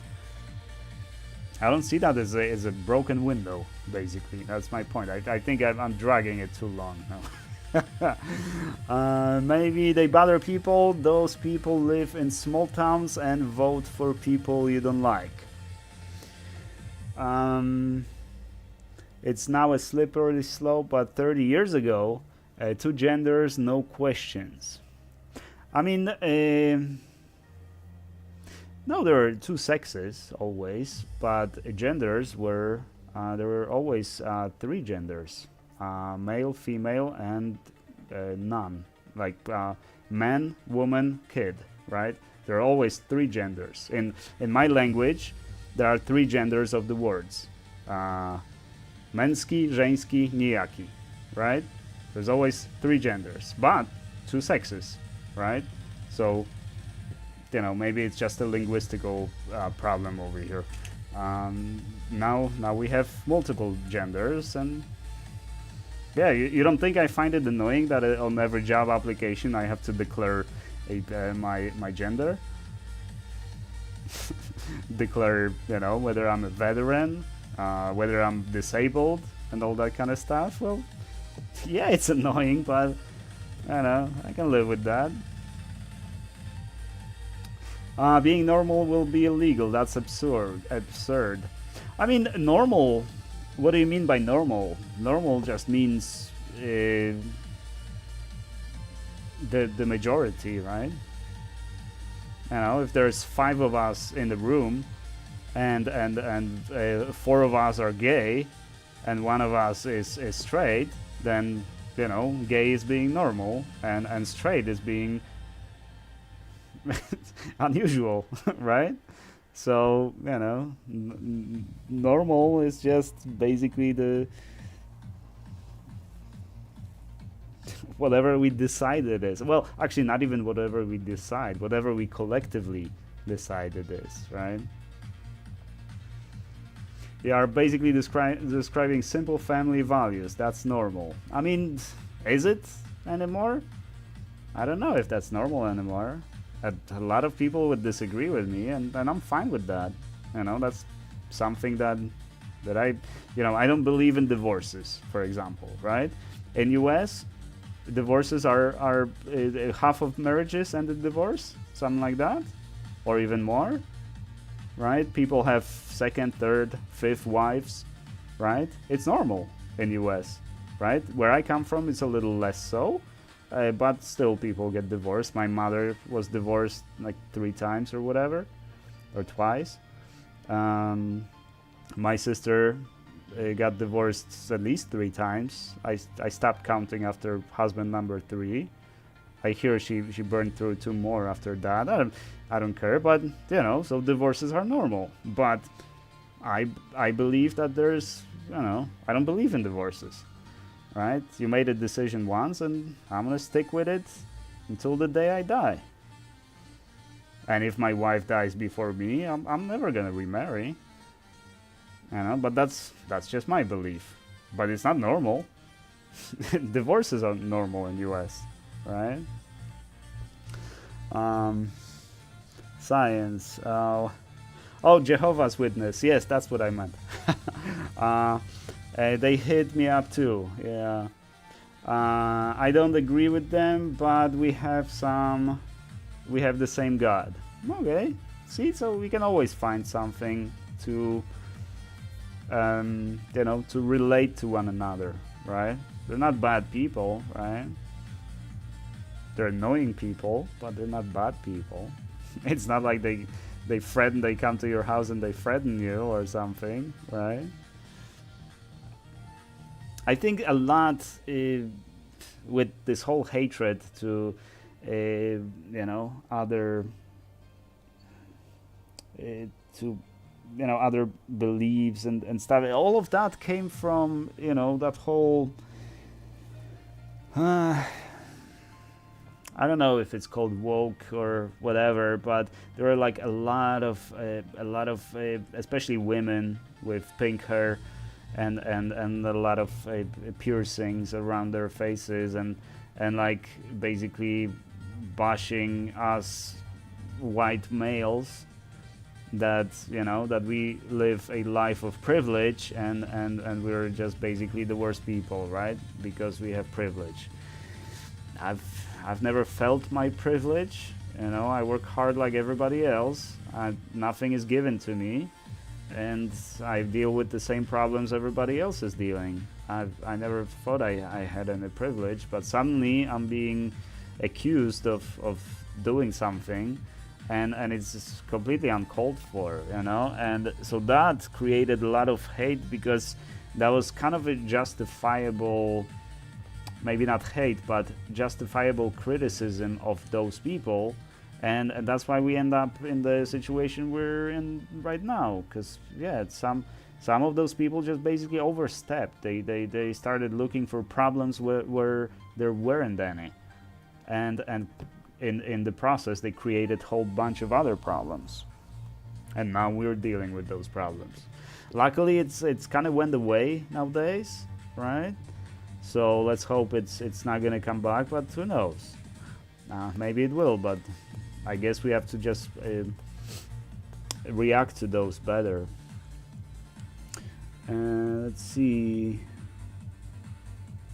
And now you know why division is real. The people that agree have very distinct opinions. Normalization of a mental illness is pretty much broken windows. Well, yeah, I would agree with that.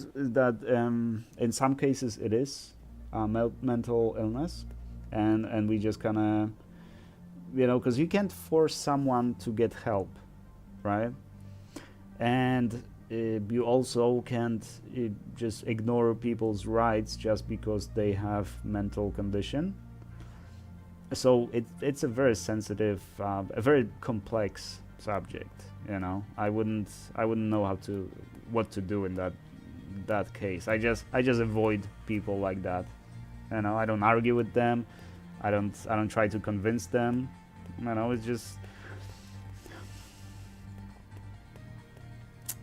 it's a really difficult subject. You know, it's not black and white. You know, back in the day, you know, people with mental illnesses were, instead of being treated, they were just, you know, incarcerated basically, you know, or even euthanized, involuntarily euthanized, you know. Yeah, now at least now we recognize mental illness, and there are ways of treatment, and I mean the actual confirmed, like schizophrenia, or you know, that kind of stuff.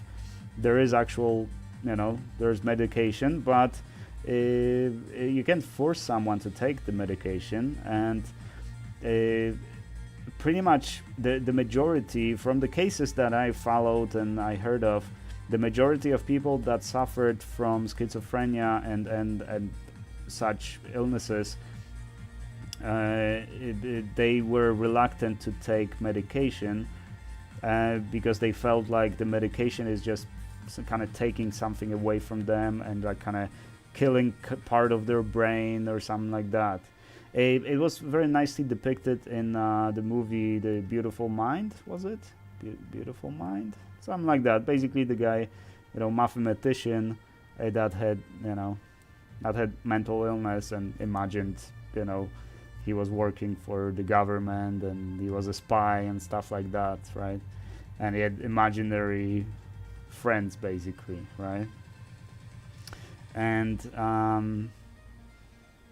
yeah, most people just, in that movie also, he didn't want to take his pills because he couldn't do math because of that, right? The Terry, what was his name? Terry Davis? You guys know who I'm talking about? Terry Davis? A programmer, right? He wrote the Temple OS, right? Again, he wouldn't take his meds, and I don't remember exactly what happened to him, but he's gone, right? But he gave in to the mental illness. So, you know, we can't treat someone with medication against their will. Yeah. Tough. It's a tough subject. It's not like we can, you know, figure something out by talking about it here, you know. It's or do something ourselves. Male, female, and it. Yes, that's the three genders. that have nothing to do with sex, right? Dave and Braden, precisely those stories and court rulings show us that the laws ultimately serve the elite, not us. Well, especially recently, yeah. You said what normal is, and you said straight will be illegal, which is absurd. I mean, I was speaking hypothetically, right? If I, you know, if you know, just like now, politicians say that I don't know, being an immigrant is illegal, and being woke is illegal, or something like that. What if the shoe was on the other foot, and someone said that, you know, if you're straight, you gotta go to jail. You gotta be transgender, or you got a gay. You don't gay, you got a gay. No, then you go to jail. You're either gay or you go to jail. You know, it's hypothetical. You know, I'm not suggesting any rights or anything. You know, any rules. If you ignore the broken windows, that's why you are questioning what normalcy is. I have only been married once. I practice what I preach. Yeah, the people who try to find the next thing to do to outrage the normies. Yeah, I think there was a lot of that. There was just a lot of anger in those people. They were just kind of baiting, the rage baiting. You know, I think there was a lot of that as well. So yeah, I guess so. And that's why we're in this crap right now, because too many people made too many divisions, and maybe they meant well, maybe they wanted to do change to cause good changes and stuff like that, but you know, you remember all those fat acceptance people demanding that, you know, if you're fat you should get free seat on the airplane, and you know, the hallways are too small and the elevators are too small. All the elevators should be bigger because we're fat, and all the chairs should be reinforced. And at the restaurants, there needs to be an option of I don't know, a freaking sofa for extremely obese people. You know, and that's the human right or something like that. And yeah. There's a lot of nonsense out there, but you know, it comes and goes. The best way, instead of arguing, just like, you know, they say don't argue with an idiot, the best way sometimes is just to ignore that. You know, people you know, are gonna have ideas like that, and I guess a lot of them are either rage baiting or just looking for some attention. You know, and rage baiting others is a good way of getting some attention. So it's not necessarily that they're trying to start some stuff. They just want to be part of something, and they represent nothing other than, in this case, like obesity. That they represent nothing but I don't know, laziness and gluttony and stuff. So they can't really stand for anything other than, yeah, give me bigger chair because I ate myself to 500 pounds, and so now I have to fight for the rights of people who are obese and stuff like that. It was crazy, but again, if you give them attention instead of just ignoring it, like, okay, keep talking, man. I'm not changing the chairs in my restaurant. If you can fit in my chairs, then, you know. It's also, you know, I can refuse service to the fat person because they're fat. It's legal as far as I know. So, you know, if it was dealt that way, just ignore them and there wouldn't be any movements. But since people get dragged into that, and then they start fighting and arguing about it, then that's where all the problems just kind of start. You know, just live and let live. You know, if you have a problem with planes being too small for, you know, because you're too fat. I don't know, don't fly, I guess. Or just buy 2 seats. I don't know. If you can afford to eat that much, oh my god, to be like 500 pounds or 600 pounds, you know, if you can afford to eat that much, then you can afford the extra ticket or for extra seat or something like that. I don't know. It's just, again, it's rage bait. You know, hopefully no one is super obese over here and I didn't offend anyone, but you know, if you don't you know, throw your obesity at me as my problem, and you just keep it as your problem, then we don't have a problem. You're the one with the problem, right?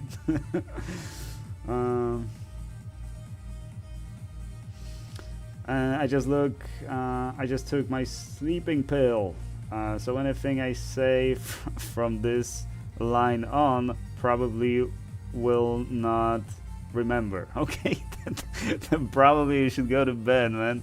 My brother-in-law at age 60 calls himself Gemma?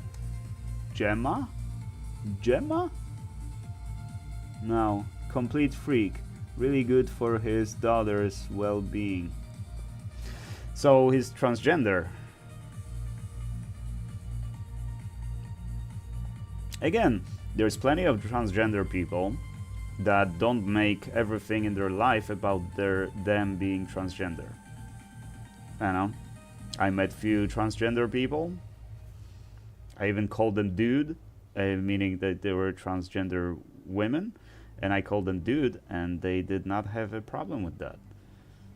I did meet some or talk to some women that or worked with women that when I accidentally called them dude, they would correct me that, hey, not dude, I'm a woman, okay?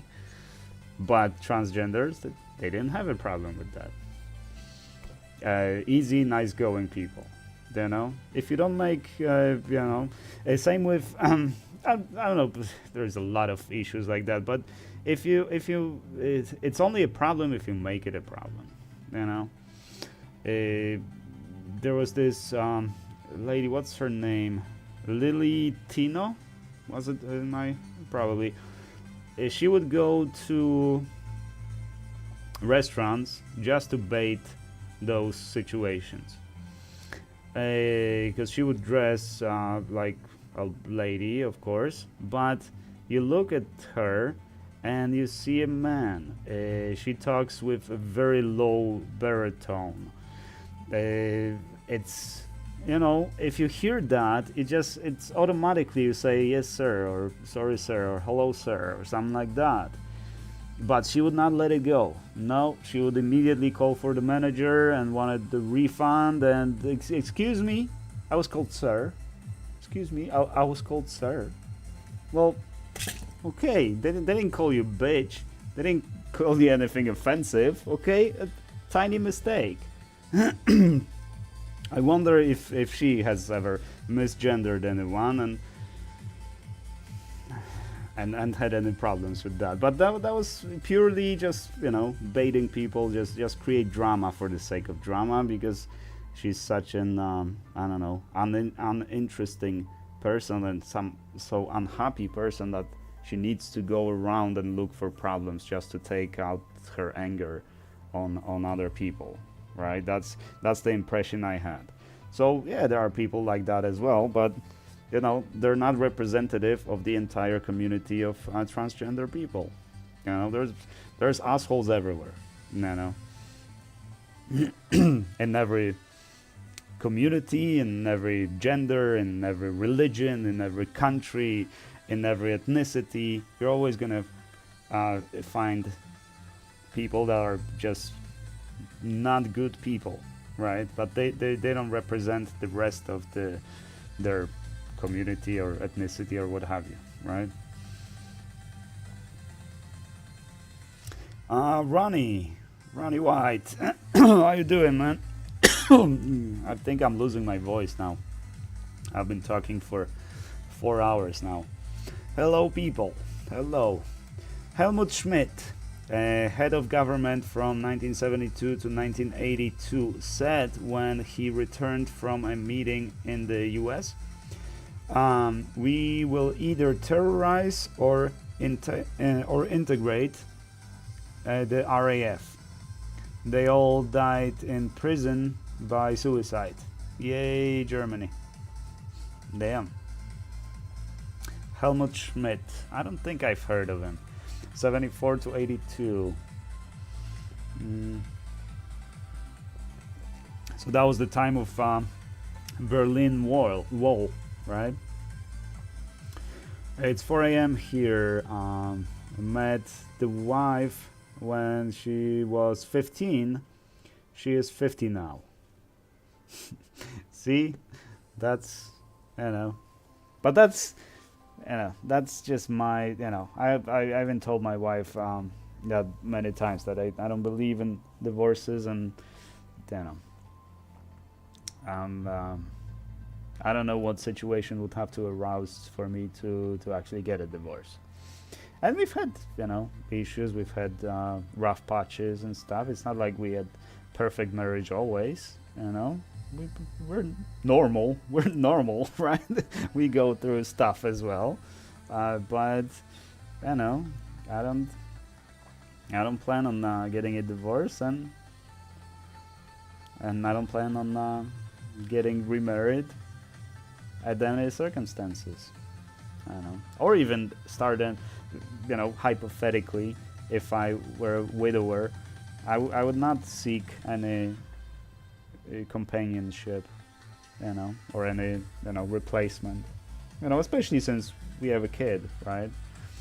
So, but that's just my opinion, I guess, or it's not even an opinion. It's just my rule, right? And I live by that rule, and I don't tell anyone to do the same, right? If you wanna remarry 6 times, go right ahead.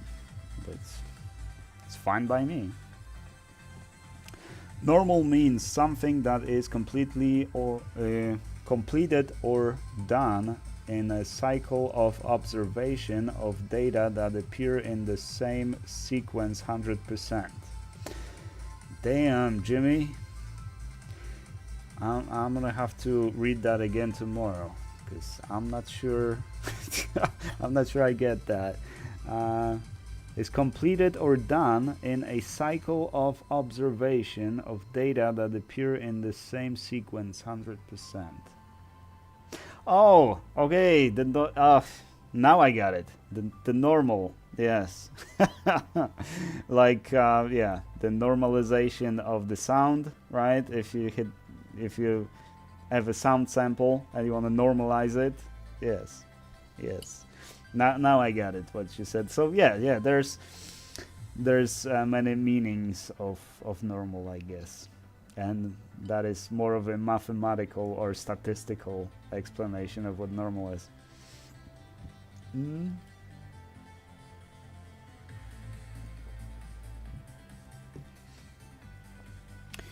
Okay, well, we went through technicals, we went through politics, we went through history, and we went through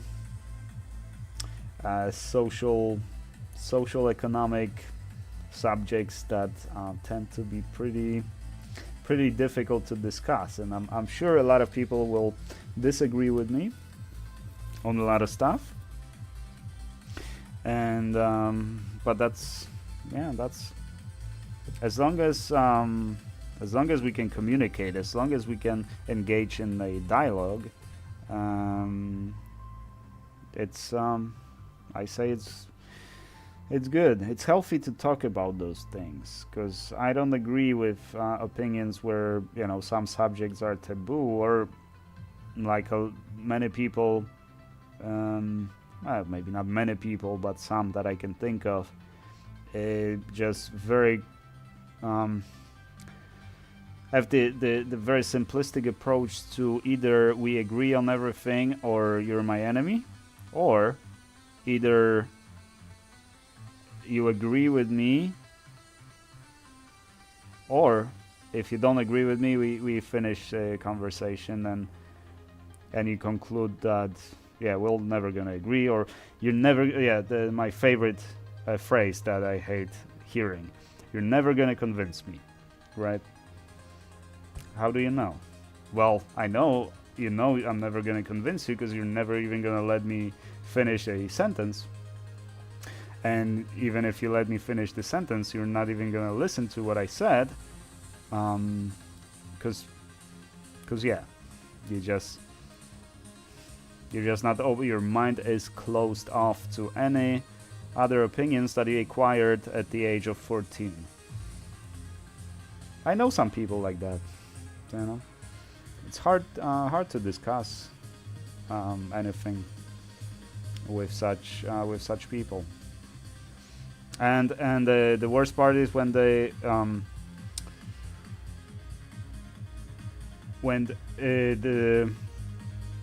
the act of changing your mind on a subject is a sign of defeat in their mind, right?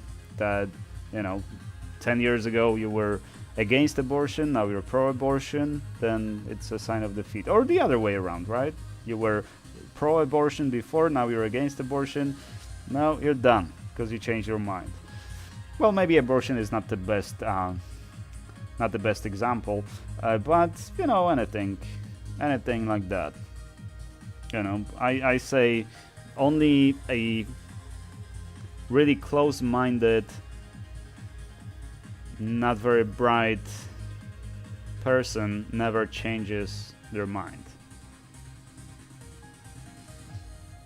I think you should always be able to change your mind, change your opinion on stuff based on the new evidence that is brought to you, right? And I often maybe not change my mind in the sense of, you know, like, that's why I said the abortion is probably not the best example, but you know, I thought something was not a problem, or it was a different problem, and then more data was brought to my attention, more examples or more stories and stuff, and I changed my opinion on like, yeah, it is a problem. I thought it wasn't a problem, but it looks like it is a problem. Oh, and that is the same kind of people that when you tell them plain and simple, you hurt my feelings, they tell you that you're wrong, right? So if I tell you you hurt my feelings, you tell me that I'm wrong, right? Those are those kind of people, you know. So try to convince a person like that.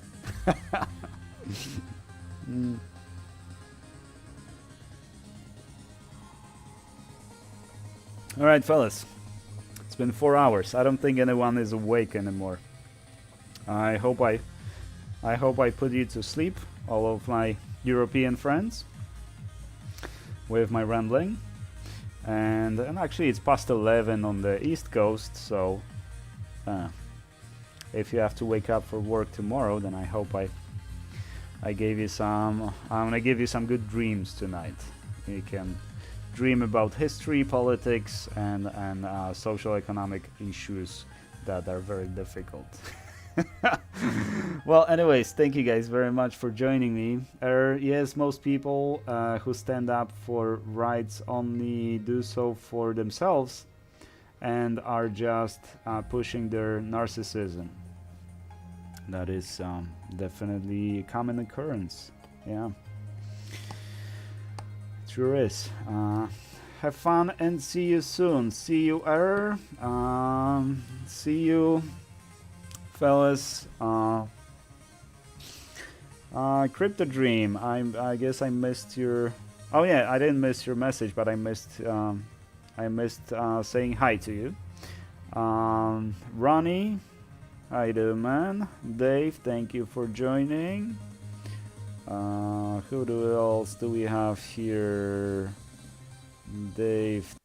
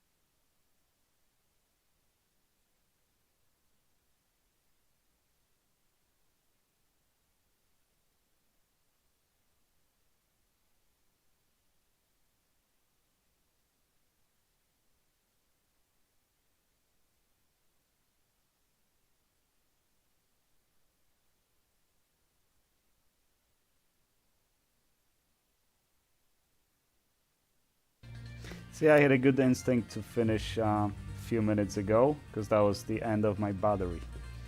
I don't know if I missed anyone, but thank you guys very much for joining. Always a pleasure. And I guess I shall see you guys probably tomorrow. We'll see. Stay tuned for my flags, and I know I have a list of 2 people to send the flags to Europe, and I'll get to that probably tomorrow. Thank you guys again, and I shall see you tomorrow. Take care, guys.